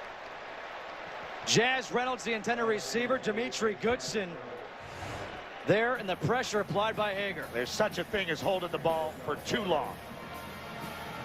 That ball probably should have been thrown a few steps, as far as wide receivers go, a few steps earlier than it was. That allowed Hager to actually get to the quarterback, affect the throw, down the middle of the field. It looked like the spacing of the route was also screwed up. Rarely do you see two wide receivers that close, both inside the hash marks for an offense. Williams splits out, pressure coming. The pass is complete to Saunders. Saunders has some room to run as he gets up near midfield, taken down at the 48-yard line. A 19-yard completion. Hall with a tackle. One of the better play calls for the Sooners all night, and they've got to be patient. There's not going to be a 26-point touchdown that they can score right now. They have to concentrate on executing offensively, holding on to the ball. It's still the third quarter. Get some confidence back because they've been stifled all night by the Bear D.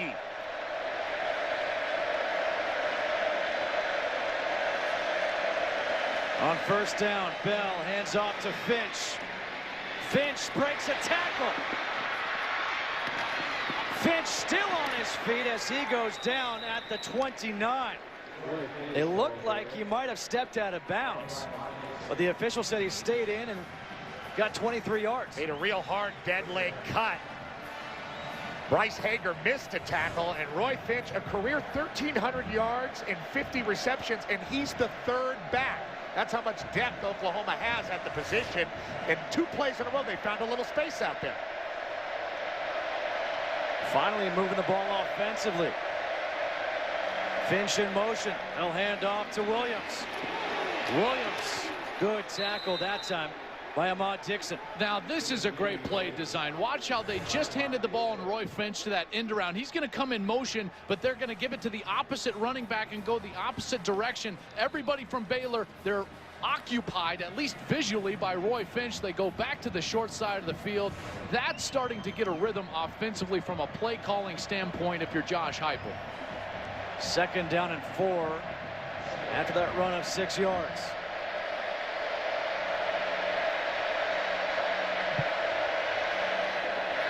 Hand off to Clay, and Clay got hit immediately. K.J. Morton with the tackle. Looked like Sean Oakman maybe got an arm on him as well. Oakman has just been outstanding.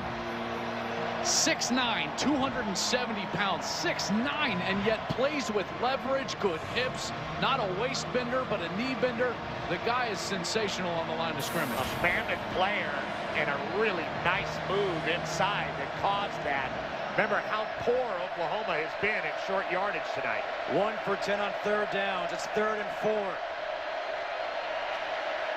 Bell rolling to his right, throws, open receiver, caught. LaColton Bester for the first down. Just the second third down conversion of the night for the Sooners. Good use of motion here from Oklahoma, and they're going to bring LaColton Bester all the way in motion and just continue his momentum into the flat. Very difficult to cover that if you're a linebacker trying to run with the motion. Hand off to Clay. Clay breaks a tackle. He's across the 10, up to the 9. K.J. Morton with a tackle. The Sooners are doing what we talked about. They're starting to try to execute offensively, not looking up at the scoreboard, putting their heads down and trying to get something going. And they've got it going here, but remember how much trouble they've had punching it in from the red zone. Second down and 2. Bell under center. Hand off to Clay, and Clay gets tackled by K.J. Morton. Remember, K.J. Morton was the player who they initially called targeting on and ejected him, but then they changed the call. He stayed in the game, and he's got 7 tackles on the night. Trevor Knight will come in now at quarterback. 3rd and 3 here for Oklahoma.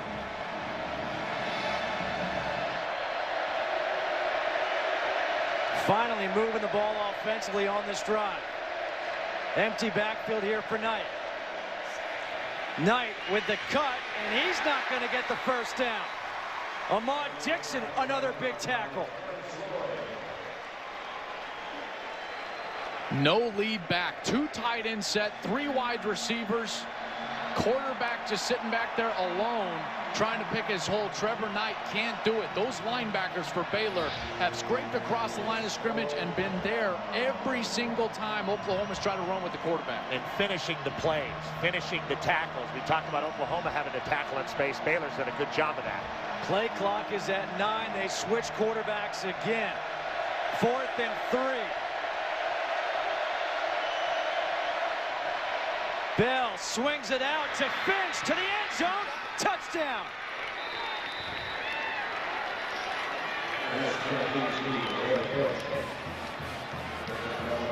The second receiving touchdown of the year for Finch, and that was a great play call.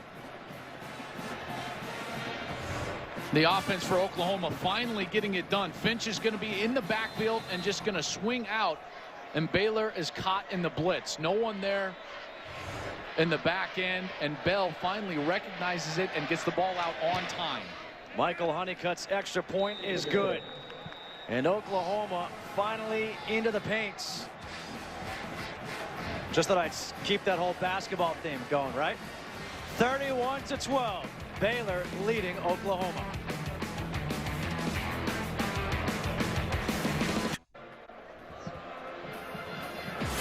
Big East basketball is coming to Fox Sports beginning tomorrow as Boston College takes on Bryce Cotton and the Providence Friars in the season opener for both teams. Coverage begins at 6 p.m. Eastern with Gus Johnson and Bill Raftery on the call on your new home for Big East basketball, Fox Sports 1. Well, Oklahoma finally scores a touchdown. 71 yards over 10 plays, 454, and it was a 4th down conversion, the touchdown pass from Bell to Roy Finch. Finch featured on the drive, also carrying the football. This is a guy that they told us they want to get the ball to, and they've finally done it now in the 3rd quarter. Levi Norwood from the 4. And Norwood will get up to the 24-yard line, a 20-yard return. 31-12, Baylor leading Oklahoma in this top 10 matchup here in the Big 12 in Waco, Texas.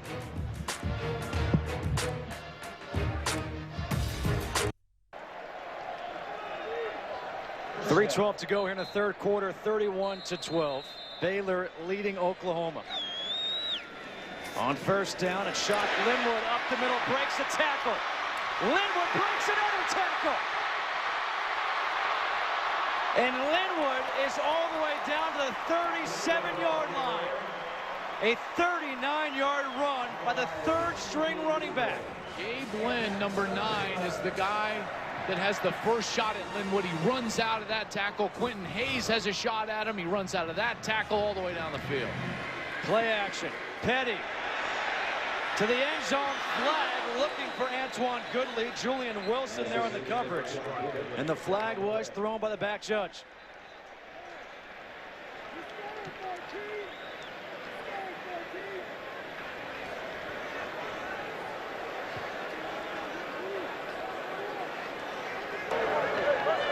Holding. Defense number 2. 10-yard penalty from the previous spot. Automatic 1st down. Julian Wilson, number 2.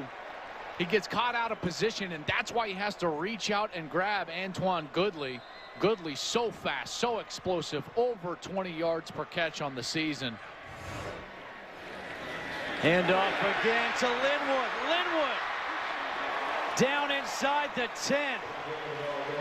Quentin Hayes and Gabe Lynn combine for the tackle, but an 18-yard run. Just when Oklahoma is able to get something going, Baylor gashing. Linwood for another carry, picks up 2. Dominique Alexander with his 6th tackle.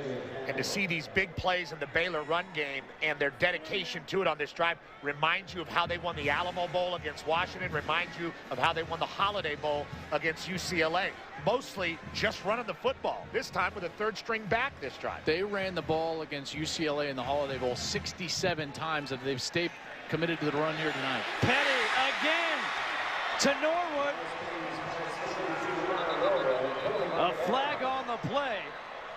Norwood hung on for the touchdown. Let's see. Bob Stoops was after him about that offensive pass interference earlier. Pass interference. Offense number 5. 15-yard penalty from the previous spot.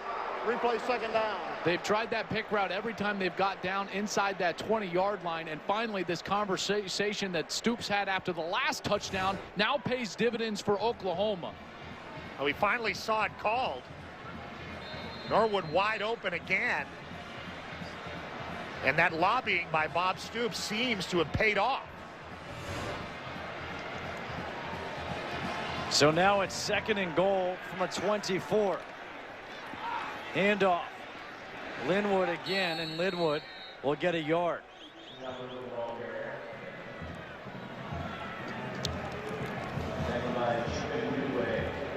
And Dule with the tackle. So 3rd and goal now from the 23. Empty backfield here for Baylor. 5 wide receivers in. There are no safeties deep. Straight zero coverage means no safeties, man-to-man on the outside. Rest of the defense right up at the line of scrimmage. Pressure coming. Petty hit as he's thrown and was looking for Clay Fuller. There is a flag thrown. Julian Wilson there on the coverage. The officials getting together about the flag being thrown. Petty takes a huge hit here from Charles Tapper, just running free.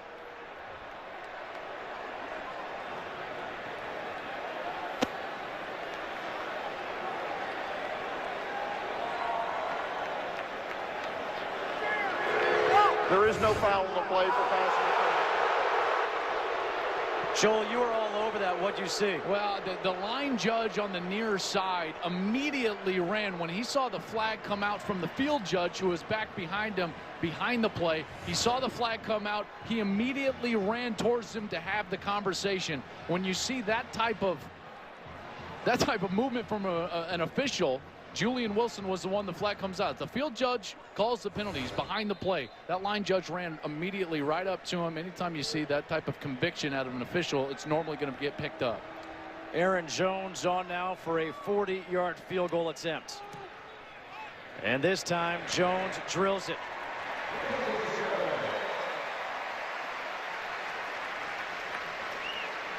For those of you who just joined us, this game got off to an interesting start, to say the least. How about the safety?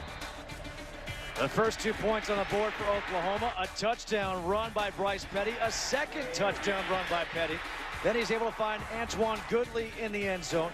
The first of 2 passing touchdowns as he finds Norwood. But finally, Oklahoma gets into the end zone as Blake Bell found Roy Finch. And it's 34-12. Number 6 Baylor leading number 10 Oklahoma. Oklahoma just bailed out there a couple of times. One for an offensive pass interference that Bob Stoops lobbied for on the last Baylor possession. And then the officials get together on what would have been a defensive pass interference, continuing the drive with an automatic first down for Baylor, and they waved the penalty off, forcing Baylor to kick a field goal. So the lobbying from Bob Stoops, I've never really seen it in football, but it's working for Bob Stoops tonight on the road. Usually you see it with an offensive lineman or a defensive lineman saying, this guy's got his hands in my face, or this guy is holding, and that's usually the lobbying you see that's successful. But from a coach to see it that openly and then to see it called, pretty amazing. And I'll tell you what, Petty has been hit hard twice in this third quarter, probably the hardest he's ever been hit in his career. 1:17 to go here in the third. 34-12. Baylor leading. Justin Kutcher alongside Joel Klatt, Petros Papadakis, and Christina Pink. Aaron Jones to kick off. Finch and Franks are back deep. And this ball's going to go out of bounds and draw the flag.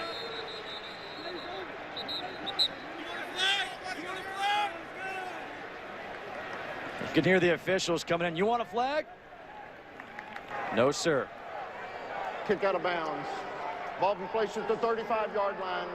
First down. Oklahoma will take off. We'll take over at the 35, and we should also update you on a couple of injuries in this one for Baylor. Tevin Reese is out for the remainder of this game, as is Glasgow Martin. Lake Seastrunk, he has returned with a groin injury. There's Tevin Reese, outstanding wide receiver. Sees drunk on the bench, had the tight growing. He's been working out. He's been back on the field. And for Oklahoma, Sterling Shepard left the game after taking a hard hit. Blake Bell. Play action. Now he's taking a shot deep down the field. And that is incomplete, but here's the flag. Jalen Saunders, the intended receiver. Terrell Burt on the coverage. They don't like it. And now these officials are going to have a conference about it. They don't like it on the Baylor sideline. I can tell you that. Half those guys came out to the numbers in their coaching staff. Really an underthrown ball by Blake Bell, and that's where you run into trouble with pass interference. They're trying to get the out and up. Pass interference. Defense number 13. 15-yard penalty. First down. Earlier in the game, we saw an underthrown ball from Bryce Petty draw pass interference from the Oklahoma side. And now the underthrown ball from Blake Bell for Oklahoma draws the pass interference for Baylor. Hard to argue with the call. I know they're not going to like it because now that's 3 consecutive penalties out there that have gone not for the Baylor side. 6th first down by penalty for Oklahoma in this game.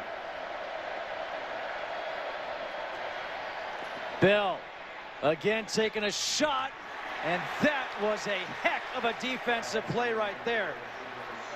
Joe Williams.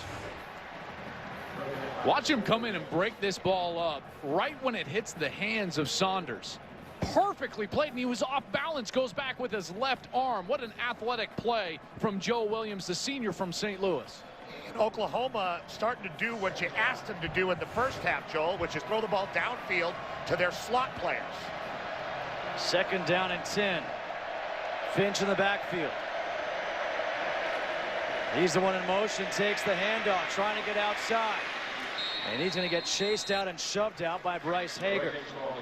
What a nice play by Hager, staying with it, running to the sideline against a faster Roy Finch. This is a Baylor defense built for speed, trying to get to the perimeter against them, not going to be easy. Hager so fast sideline to sideline right now. 3rd and 8 here for Oklahoma. 2 for 12 on 3rd downs.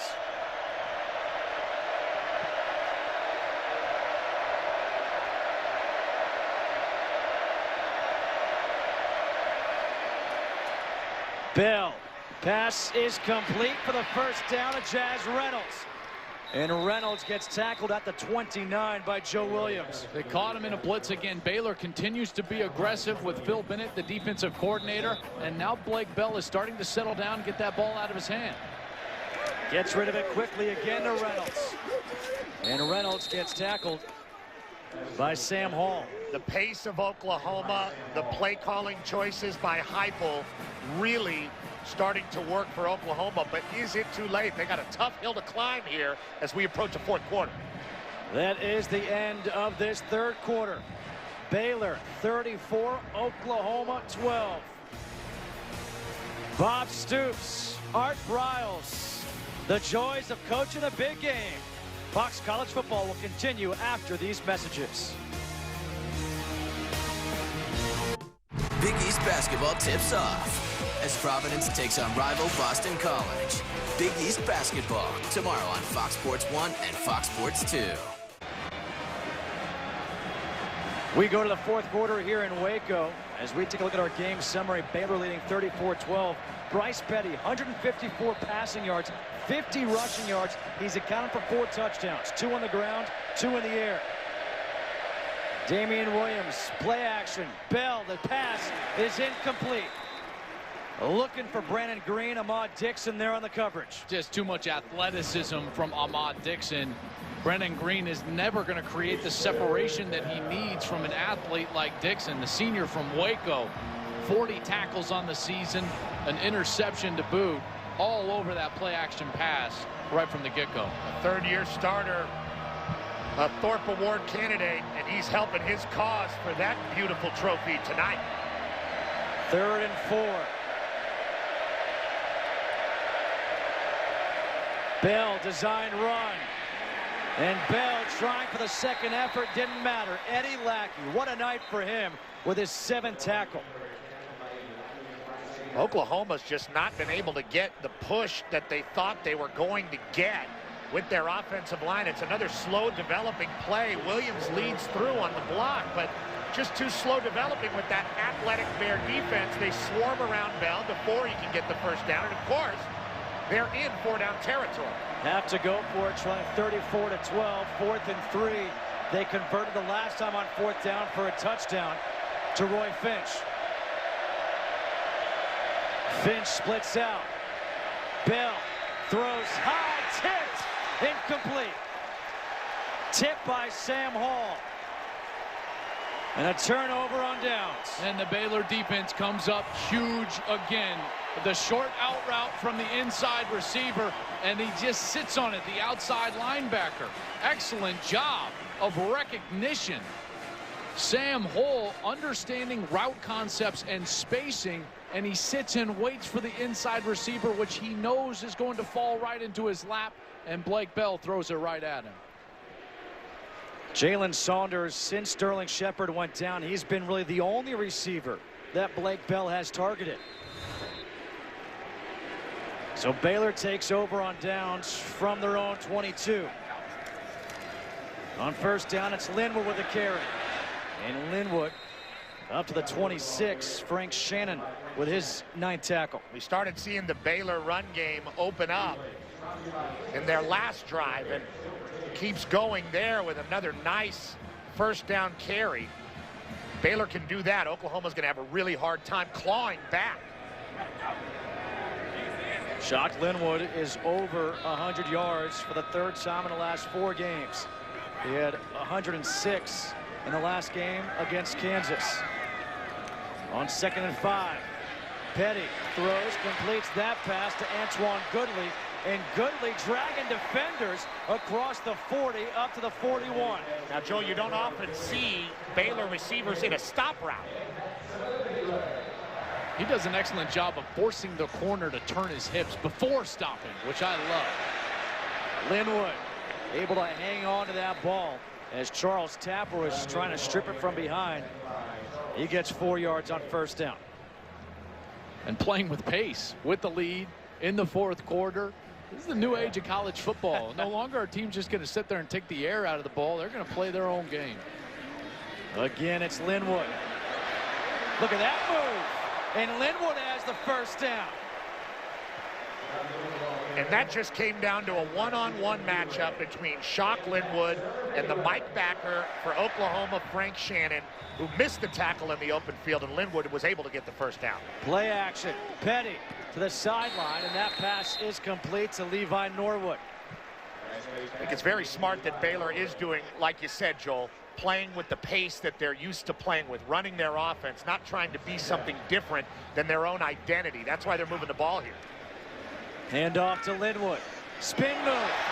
Shock Linwood. Another nice run. What a move. Linwood right in the hole with the spin. Out of the arms of Frank Shannon again and Dominique Alexander. That was Dominique Alexander, the true freshman. And with this pace, a timeout has been taken. A player down on the field, that's Julian Wilson.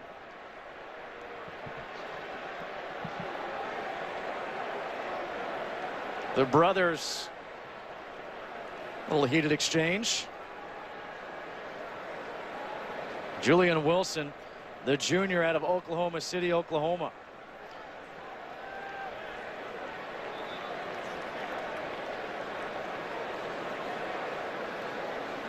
With Wilson on the ground, we'll step aside. Baylor marching down the field, leading 34-12.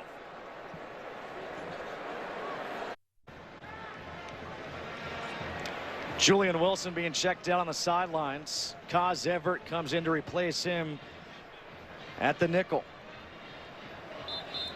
Baylor with a blistering pace this offensive drive, and they have the ability to do that, but throughout the game they've used different paces just to try to keep the Oklahoma defense on their heels. Sometimes it's not just about going fast, it's about the threat of being able to go fast and keeping people on the line of scrimmage, and that is Art Briles' offense, one of the most brilliant offensive minds in today's college football. Handoff to Shock Linwood again. How about the night that Shock Linwood is putting in? 17 carries, 130 yards. And I think people used to seeing Baylor throw the ball all over the place or expecting that are shocked at this very physical run game. And a flag is thrown here. False start.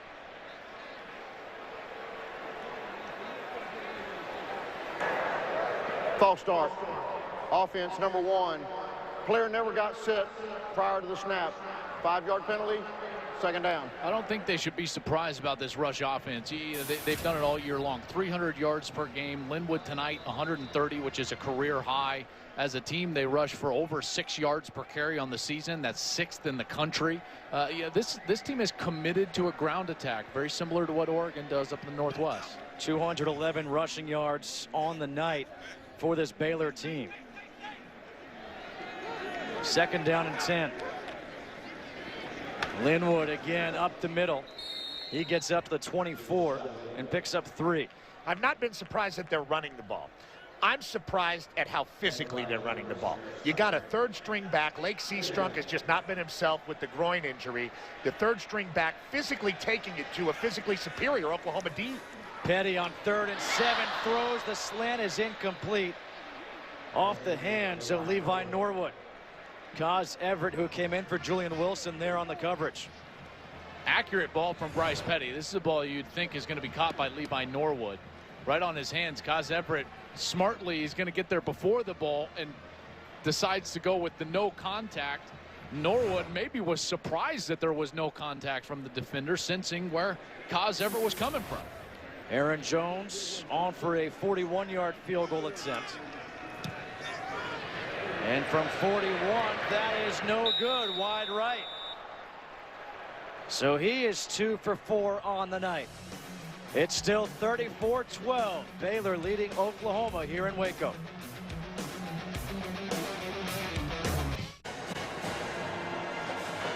.10:41 to go here at Floyd Casey Stadium. 50,537 fans, the 4th largest in stadium history. And this is the last year of Floyd Casey Stadium. And after the missed field goal, Oklahoma with the ball. Bell with plenty of time, now forced out of the pocket. Throws, the flag comes flying in. That pass intended for Jalen Saunders.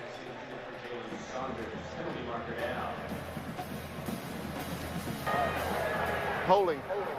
Offense. Number 68. 10-yard penalty. First down. They got Bronson Irwin, the right guard. Right there in the middle of your screen, you see him with both arms around Blackshear. Pretty easy frowned call. upon? Yes. 23 penalties now in this ball game. Sloppy game from a matchup featuring top 10 opponents. Only frowned upon if they call it, though. Now 1st and 20.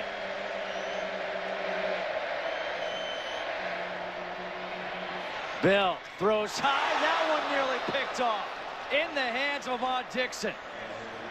And then he puts his head in his hands. Blake Bell got away with one here. Ahmad Dixon breaking on this. Thought it was going to be caught by LaColton Bester, number 11. Probably surprised that it slipped through his hands so quickly. He was trying to get up there and react, but definitely surprised. And that ball was on his Adam's apple before he knew it. 2nd and 20.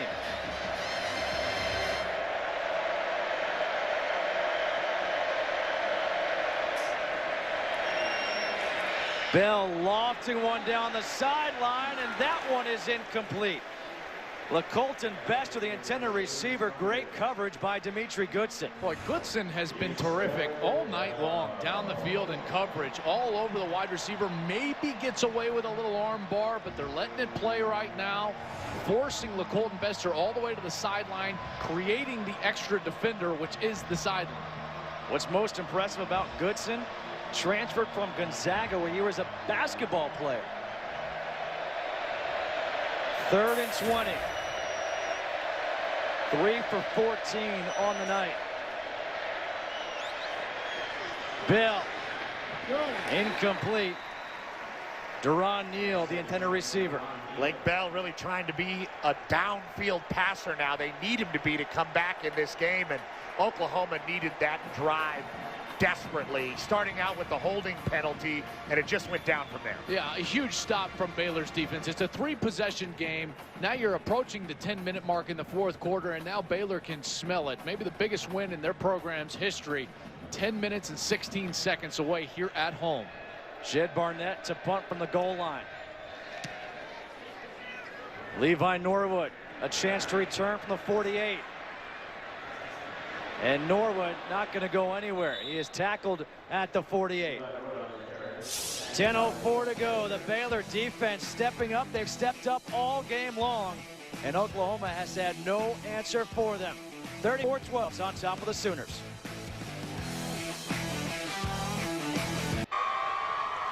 It has been a wacky game here in Waco, Texas. The fans, though, having fun because their team, the Baylor Bears, leading 34-12 in what many believe is the biggest game here in Baylor football history. A matchup of 6 versus 10.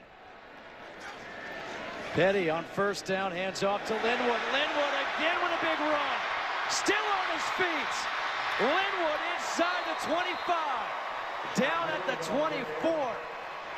And Dulue with the tackle, but not before a pickup of 28 yards. And here they come again, still playing with pace, not caring about the clock, doing what Baylor does best, play offense.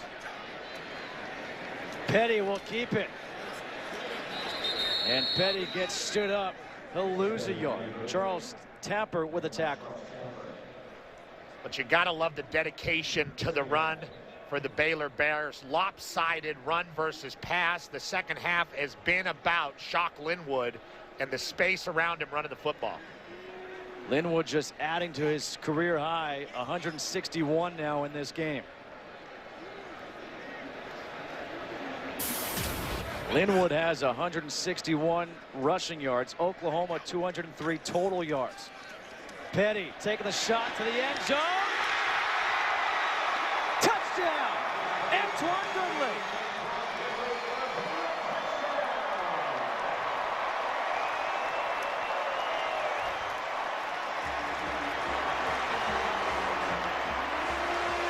A 25-yard touchdown pass from Petty to Goodley.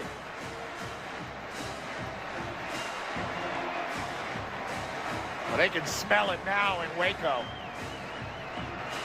What a ball. Goodley just so impressive. He can go upstairs and get it. He can beat you with his legs. Petty with an accurate ball down the sidelines.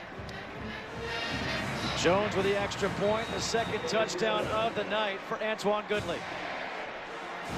Working against Taylor, number 6. Straight man-to-man coverage. Oklahoma has been in it all night long. And Taylor gets caught with his feet set. Anytime that happens, you are in trouble as a defensive back in man coverage. And Petty with a beautiful throw to Antoine Goodley. And Petty knows it. Oklahoma knows it. They're in trouble now. And Baylor looking to put themselves square in that national title hunt. Bryce Petty, excellent performance tonight. The try is good. After the play, personal foul, unnecessary roughness, number 91, throwing a punch, 15-yard penalty being forced on the kickoff. Number 91 is disqualified. That's Charles Tapper, the sophomore of Baltimore, Maryland. Gone.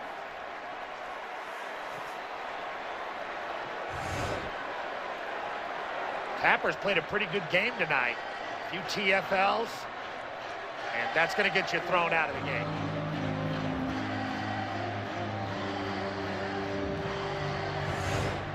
Can't let the emotions get the better of you. Oklahoma has now Charles Tapper. Been disqualified from the game, but boy, what this Baylor program has done has just been amazing. I played against this program back in the early 2000s when they were just the pits. Couldn't win a Big 12 game, and now to think in November, beating a top 10 team at home, putting themselves right in that conversation with the Ohio States and Alabamas, the Oregons, the Stanfords. This is a quality team coached by Art Briles. they should absolutely get consideration for that BCS National Championship. Antoine Goodley with that 25-yard catch for the touchdown, his second one tonight. And after the penalty and ejection, kicking off from midfield. Just pulled it a bit. Could not split the uprights. Fox College Saturday, presented by Kay Jewelers, return to the triple header, beginning with USC taking on Cal on Fox. Then Kansas battles 14th-ranked Oklahoma State on Fox Sports 1, followed by Texas squaring off against West Virginia on Fox. Coverage begins Saturday at 10 a.m. Eastern with a college football pregame show on Fox Sports 1. And if you want to dominate in college football, if you want to be in the conversation with the teams you mentioned, Joel, you have to win in conference. And not just win in conference, you have to beat the big boys. You have to beat the teams that have the mystique, that have the history. Oklahoma is certainly that, and Baylor has done that tonight, really making a statement nationally. Finch in motion. Bell pressured from behind, steps up. Stiff arm, and Bell picks up some positive yards, and a flag comes in.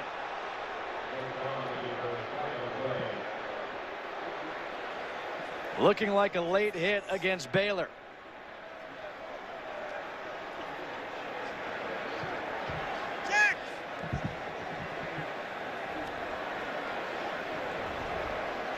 Man, have we had a lot of penalties tonight. This will be the 24th. Nobody's counting.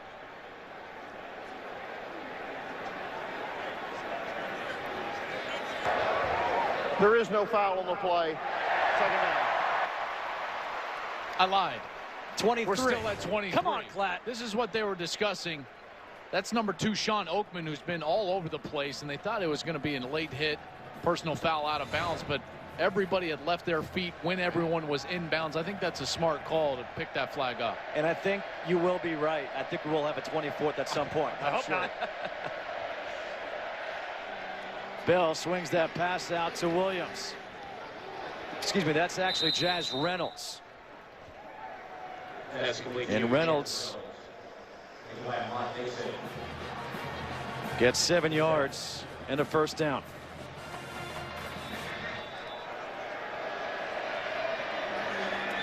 That pass is incomplete again, looking for Reynolds. And again, I'm going to go back to Trey Miller not being available for this Oklahoma team, out for the year with the ACL. Well, that certainly didn't help him. Yeah. It just feels like Blake Bell never was comfortable in this game. He never got a rhythm going throwing the football. And more importantly, Oklahoma, you could tell that their game plan coming in was going to try to feature the run in between the tackles, try to out-physical a Baylor team that they thought was a finesse team, and Baylor wasn't having it. Their defense was outstanding versus the run.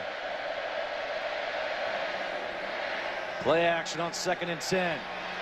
Another flag comes out. The pass, that is picked off. Dimitri Goodson back the other way.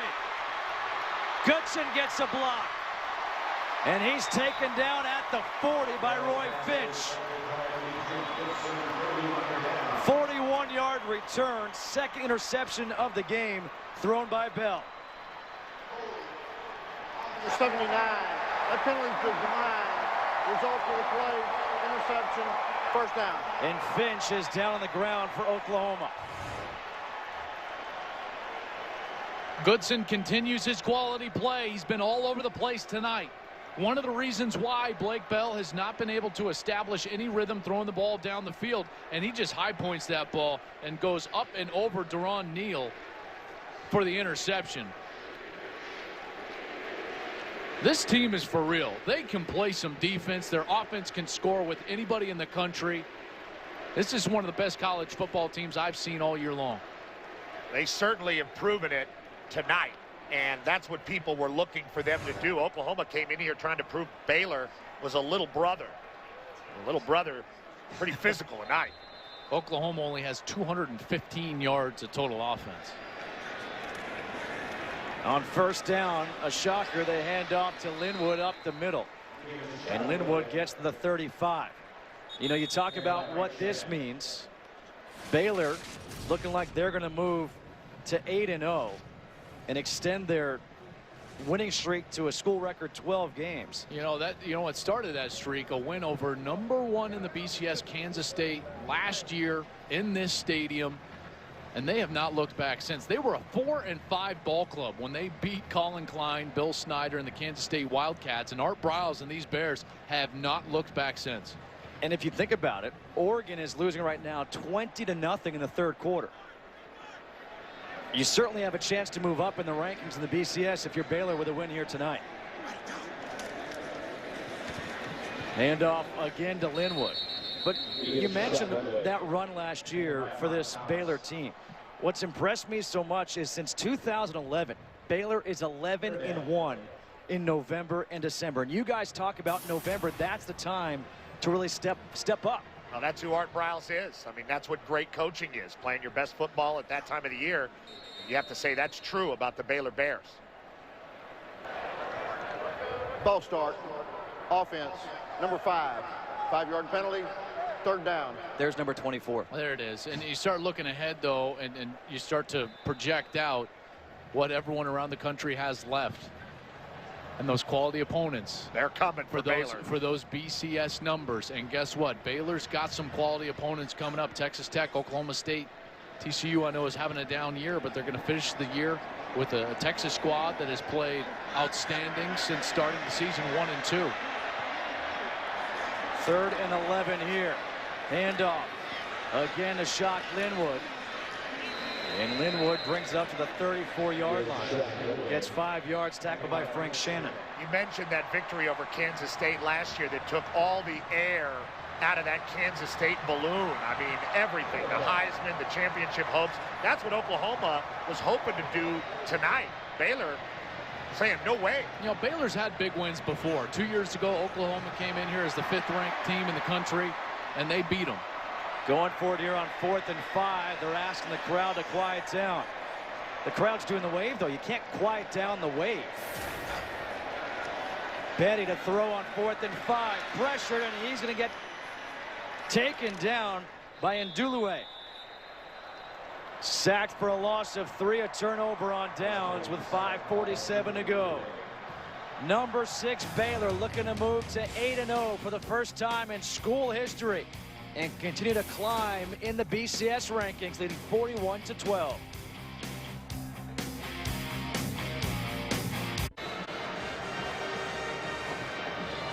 All right, guys, so as Baylor leads 41-12 here, we look at the BCS top 10, what they have coming up this week. You see Oregon, Stanford. We mentioned that game, 20-0 Stanford leading. As far as the movement that we could see in the BCS this week.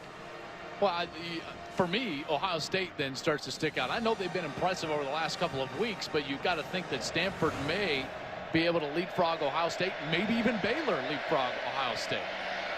On 1st down, the handoff is to Finch, and Finch gets spun around at the 45 by Bryce Hager. Stanford is without a doubt the most beloved one-loss team in the country, and if they're able to keep going and knock off this Oregon team at home tonight, then it's going to be very interesting to see where Ohio State and Baylor fit around that Stanford team.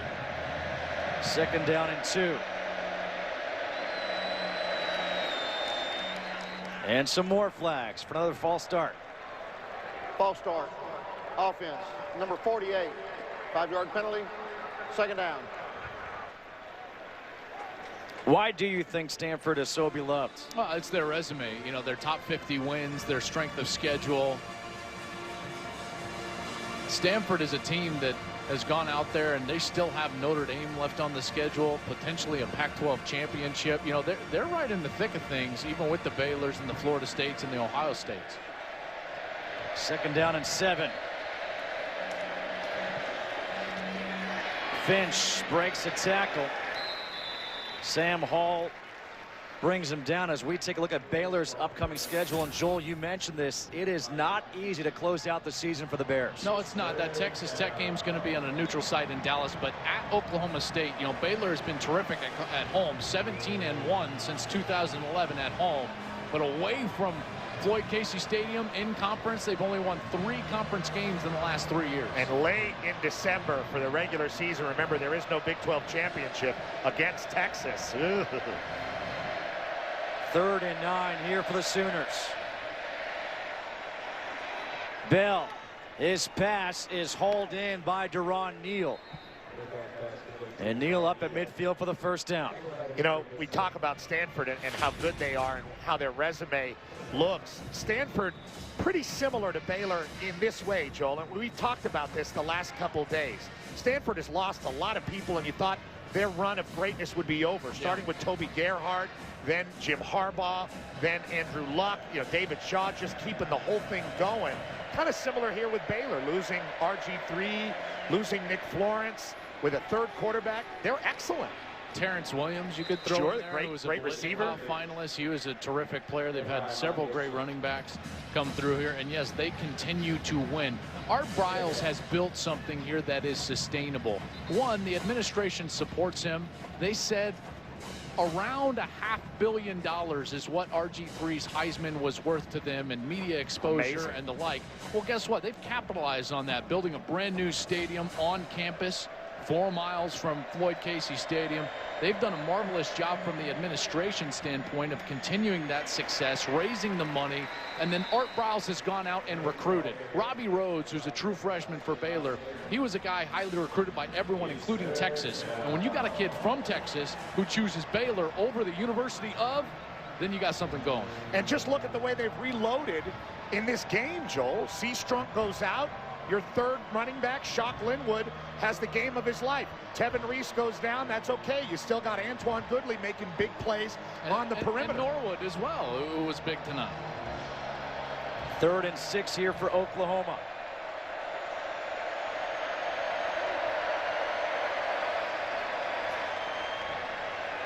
Bell stepping up, throws, and that is incomplete. Jazz Reynolds could not hang on to it. Joe Williams there defending him. And I go back to Art Briles. What a wonderful story Art Briles is look at the defensive backs coming through again for Baylor. But Art Briles, what a great story. He grew up in rural Texas, small town near Abilene, was a track star, a football player in high school, played for his dad, then went to the University of Houston, was a player there, and just suffered an unspeakable tragedy. He was about to play in a game against SMU at the Cotton Bowl. His parents never arrived. Both of his parents were killed in a car crash going to watch him play, and he overcame, had to transfer, became a high school football coach just like his dad was, got to the college ranks, and now has the University of Baylor in the national title conversation. What a remarkable story and job by that man, Art Briles. He really is a statewide hero in the football world of Texas because of that high school coaching background. All these high school coaches throughout the state of Texas look upon him as a great example of how to do things correctly. And there's no doubt he's a very impressive man and football coach. You expect the Oklahomas of the world to reload. You don't expect Baylor to reload in a way that they have. The Right Stuff Player of the Game presented by Academy Sports and Outdoors. It is that 3rd-string running back, Shock Linwood. All he did is go out and average over 7 yards a carry. 171 on the night, and physically took it to Oklahoma. Put this team on his back in the second half. He was the difference. When they had injuries to their great players like Blake Seastrunk and Tevin Reese, it was Shock Linwood who picked up the torch and ran with it for Baylor. What a terrific night for him tonight. It's Linwood breaking some tackles again. Quentin Hayes brings him down, but Shock Linwood, as they were backed up in their own 1, able to bring it out to the 12-yard line.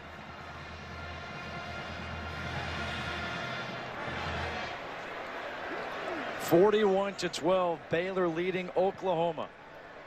Everyone talks about this being the first real test that Baylor faced this year because they played Wofford, Buffalo, Louisiana Monroe, West Virginia, K-State, Iowa State, Kansas. Well, in this first test, they answered it with flying colors as they will now take a knee. They've won big games before. RG3 beat Oklahoma on his way to the Heisman. They beat Kansas State last year, but it was always as the underdog. And now as the favorite, putting themselves on the pedestal, Baylor at home gets it done against Big 12 powerhouse Oklahoma. What a night. in a game that essentially eliminates Oklahoma in the Big 12. Oklahoma failed to score at least 13 points for just the 11th time in 195 games with Bob Stoops as the head coach. The 4th worst margin of defeat for Oklahoma. Under Bob Stoops, of course, in his 15 years. What a job, though, by the defense again for the Baylor Bears. I mean, everyone talks about their offense, but it was their defense who set the tone and set it early.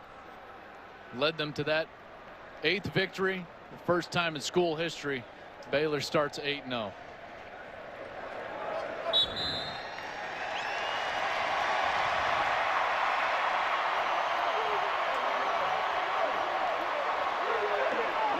Art Briles will get to shake the hands of Bob Stoops. The overall record is 21-2, Oklahoma over Baylor. The last 3 years, Baylor is 2-1. Both wins coming here at home. What a performance by the Baylor Bears defensively, stepping up their offense, known all about passing. They did it on the ground. 253 yards. Shocklin with a career-high 182, stepping up as Lake Seastrunk went down with an injury.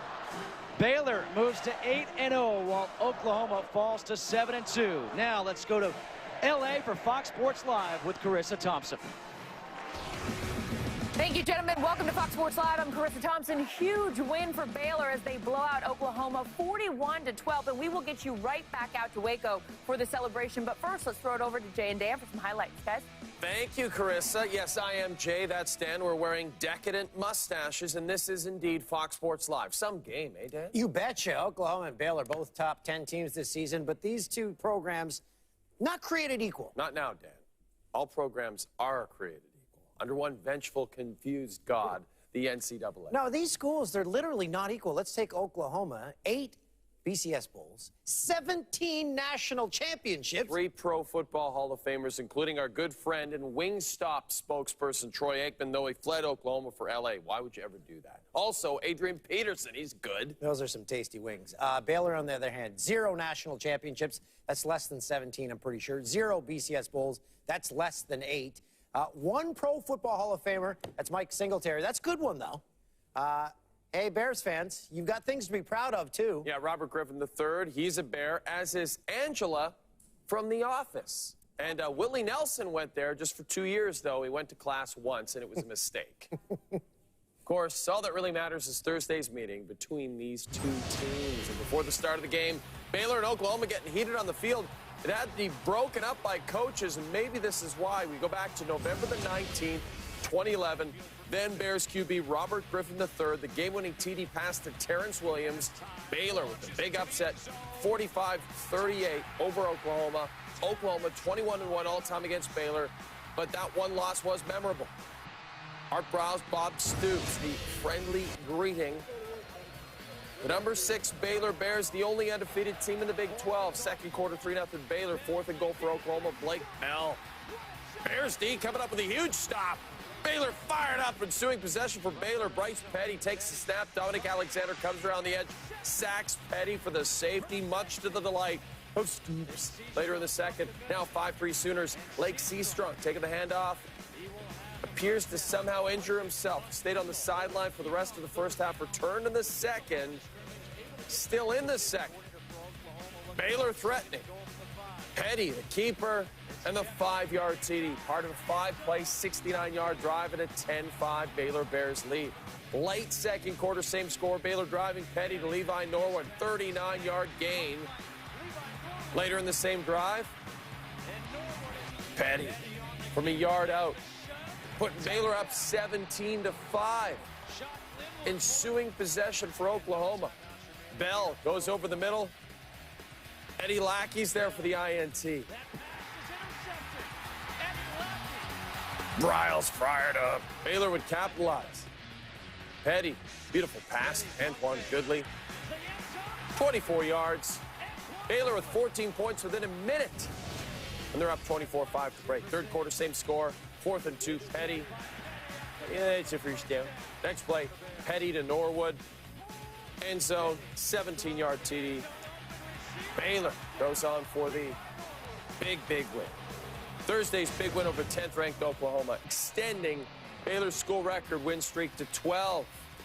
We get more in the game for the guys who called it. Justin Kutcher, Joel Klatt, Petros Papadakis.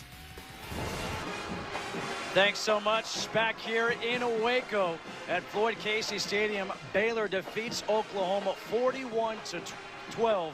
They move to 8-0 for the first time in school history. Justin Kutcher alongside Petros Papadakis and Joel Klatt. And guys, we came into this game, I think everybody thought we're going to see a high-scoring offensive juggernaut in Baylor, but it was their defense that came out and set the tone early. Well, and that's what everyone was talking about during the course of the week is, were they going to live up to their numbers? Because if you looked at their numbers, they were the #1 scoring defense in the conference, the #2 total defense in the conference, and everyone's saying, listen, they haven't played anybody yet. Well, guess what? Now they've played the University of Oklahoma, and they were brilliant on defense, and especially in the back half of that second quarter, getting that huge interception from Eddie Lackey to turn it into a score. You know, they really proved it to me tonight, and I came in as one of those non-believers, but I've been converted. Baylor comes in with a real chip on their shoulder, playing defense physically with a bunch of hybrid players, moving around that Oklahoma offense, frustrating Blake Bell all night, and then offensively, not taking the huge shots down the field that we're used to seeing,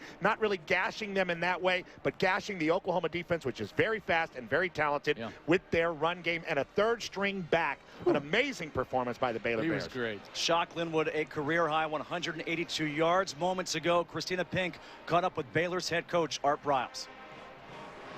Coach, this was supposed to be a heavyweight bout, but your team came out and dominated. What statement did they make tonight? You know, we don't feel like we dominated at all, quite honestly. You know, I thought we played really good defense, made some plays offensively at the end of the second quarter to help us kind of separate. Sputtered a little bit in the second half, but, you know, really one of the main keys to the victory is our crowd tonight. Unbelievable crowd. Everybody jumped on board with the blackout, and I think we made a statement to the nation about Baylor's, you know, we're a good football program. Coach, the crowd certainly playing a factor, and your third-string running back coming in, Shock Linwood. How impressed were you with what he was able to do tonight? You know, he's done well all year. You know, Glasgow went down and Lake went down, and, you know, Tevin broke his wrist. So, you know, we had a couple of things to our offensive firepower, but Shock jumped in there, did a great job. I thought Bryce played extremely well, and the offensive line was unbelievable. Coach, looking ahead, how can this win propel you guys for the rest of this season? You know, it's just another win. You know, we just got to move on. You know, we're to 8 now. We just got to, you know, load up and get ready to go play Texas Tech here in about 10 days. Well, congrats on 8-0, Coach. Thank you very much. Appreciate it. All right, guys, so as you just heard, they have to go play Texas Tech in 8 days. We talked about their upcoming schedule. It does not get any easier for this team. And in fact, it's probably going to get harder because as the pressure mounts, it's going to be BCS pressure, and they've never had to deal with that here at Baylor. But kudos to Art Briles for what he's built here at this university. This program is a national power. They recruit at the top level, and now they're playing at the top level. And now they get to go. They're going to face Texas Tech at Oklahoma State, and these have huge implications as far as the national stage. Look at it like this. Every time Baylor has faced one of those walls where you say, well, they've never been there before, they have broken through it. So maybe this is their time. Maybe they're a surging program like Oregon with Chip Kelly when we saw them become so relevant on the national scene. However, going down the stretch, Lake Seastrunk, what is his health going to be like? Tevin Reese broke a wrist, so they're going to really have to reload and find it in them in November because it's not going to be an easy road. Well, let's go back down to Christina, who is standing by with Bryce Petty. Bryce, congrats on a big win tonight. You guys were limited by injuries, but the offense didn't miss a beat. How were you guys able to get it done? Well, we just got a lot of guys around us, man, that are committed. You know, I couldn't be happier right now. I'm so proud of these guys, and, you know, I'm so blessed and humbled to be a part of such a special team. You know, it wasn't the cleanest win we've had all year, but it was a win nonetheless, and man, again, I couldn't be happier. This is the toughest test you guys have faced all season long, a 41-12 win against a tough Oklahoma team. What statement did your team make with this win? Well, you know, I don't know a whole lot about statements. You know, I think what we try to do is just come out and win. You know, Coach Briles says it best, you're in a proven business. And so tonight, you know, it was just our job to come out here and win, and then I'll let you guys decide what statement we had. Well, congrats on 8-0, Bryce. Thank you very much. Thank you. All right, so we'll say it. It was a big statement, I think, for this Baylor team over Oklahoma. What was so impressive to me, not the passing game, the running game. Well, the run game was very impressive. For me, it's what Art Briles always talks about. He says when you're the new kid on the block, like they are on the national stage, you want to be feared and respected, and they earned both of those tonight. Yeah, they put themselves right in the conversation, and they had to earn it tonight. Yeah. Oklahoma made them earn it, and they did it. They did. 41-12, Baylor defeats Oklahoma tonight here in Waco. Let's go back to Fox Sports Live and Carissa Thompson. Petros, what a beauty he is. Baylor Bears, first time in school history, they are 8-0, and they like playing at home. 18-1 now at home since 2011. Andy Roddick, Clay Travis, and Coy Wire spending his birthday with us, and a happy man right now because Stanford is also beating up on Oregon. But the game we're going to break down is the game you just saw here on our air, Oklahoma-Baylor. Gentlemen, first impressions from this game. Clay, I want to start with you. Baylor's for real. Everybody has been saying for a long time, yeah, they're 7-0, but who have they played? Yeah, they're running up big totals. They're not paying attention to the defense. They're just looking at the offense. Oklahoma, legitimate big-time team coming into Waco tonight, and the question was, could Baylor guys prove that they were for real? I think they answered the question not just on the offensive side of the ball, but more importantly, perhaps, defensively. Especially on the defense. And what I take from this game is a changing of the guard in the state of Texas. It was always the Texas Longhorns. Last year, Johnny Manziel and Texas A&M comes along, and like you said, Clay, we were wondering, is Baylor for real? We hadn't seen them play a quality opponent. Well, big-time players make big-time plays in big-time games. They did that tonight. They made a huge statement for that program and for the Big 12 as a whole. Yeah, I was one of the guys questioning how much credit you could give a team that hasn't played anybody. But I mean, Baylor showed it tonight. I mean, they put a whooping on a top 10 team, and the highest AP ranking since 1953. You mentioned the 8-0 start. They're on a roll, and I have a lot more faith in Baylor than I did 6 hours ago. So what was the turning point in this game for you, Clay? It was the interception to me at the end of the first half. You go look at this play. It's 17-5, and people are thinking, it's been an ugly game. Early on, Oklahoma was hanging on. And then late in the half, under a minute to play, Oklahoma gets a little bit greedy, drops back to pass. Blake Bell here. Linebacker reads that throw, steps in front, and from there, it was Katie barred the door because Baylor came down and scored to go up 24-5 at the end of the half, and it was completely and totally over. Coy, you see that too? I mean, got aggressive. Absolutely, and that's one of my guys right there, Mr. Lackey. He led the Big 12 in tackles last year. These guys were playing lights out. You got to give credit to their defensive coordinator. Have those guys ready to play. What was the turning point for you? For me, it was a defensive play as well. It was a huge hit that K.J. Morton had, and he was actually initially ejected from the game.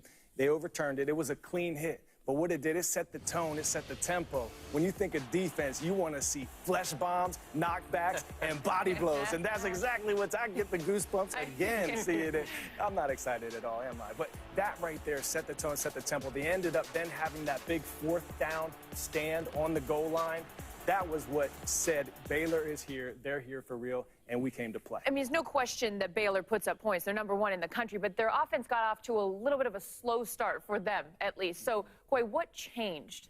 Well, I think first what happened was Oklahoma had a great plan. They were getting very aggressive on the line of scrimmage with the wide receivers for Baylor, who are potent. Now, if you watch this, you see that jam right there. It disrupts the timing of this play just enough for Bryce Petty to have to hold that ball, and here comes the sack.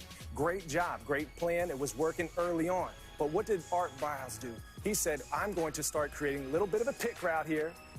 That's a good, clean pick route, but what it did was it created that space, just enough space for those dynamic receivers to get an edge, and then from there, that's when the cookie started to crumble, Clay. Before you know it, they were hitting those big passes. Bryce Petty, what do you like about him?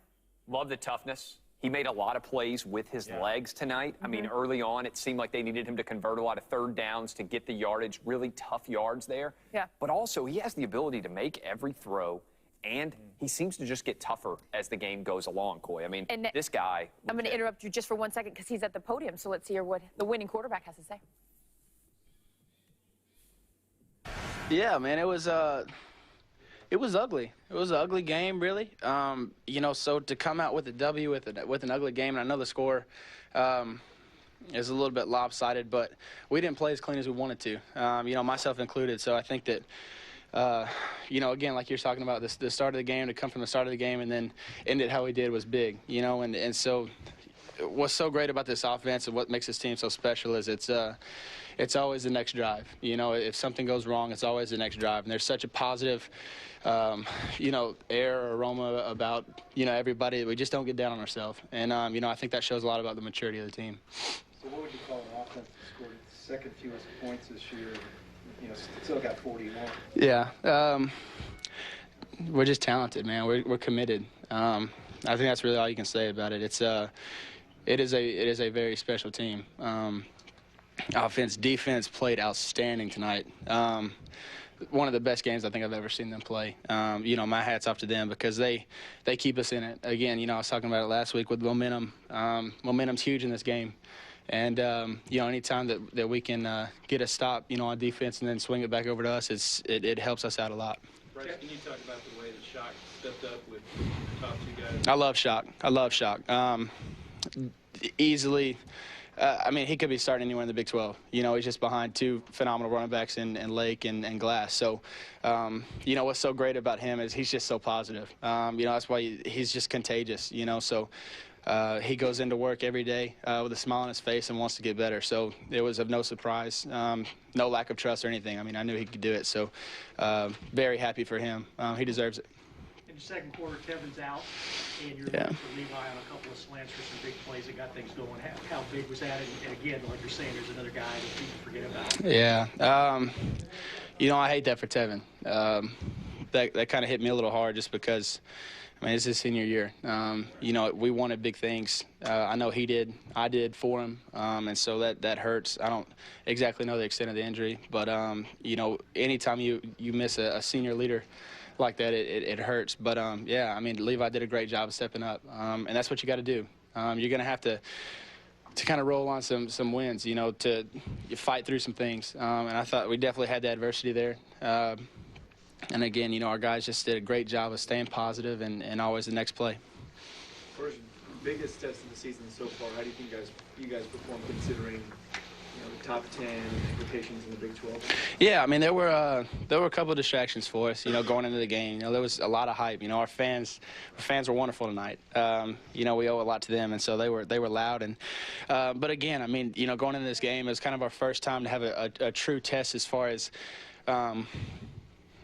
the whole hype of the situation. You know, I don't think we've had as big a game like that. I know OU 2 years ago came in, and that was a big game for us. But as far as us being, you know, top 10 and then being top 10, it was a big game. So I was really proud of the guys for handling it well.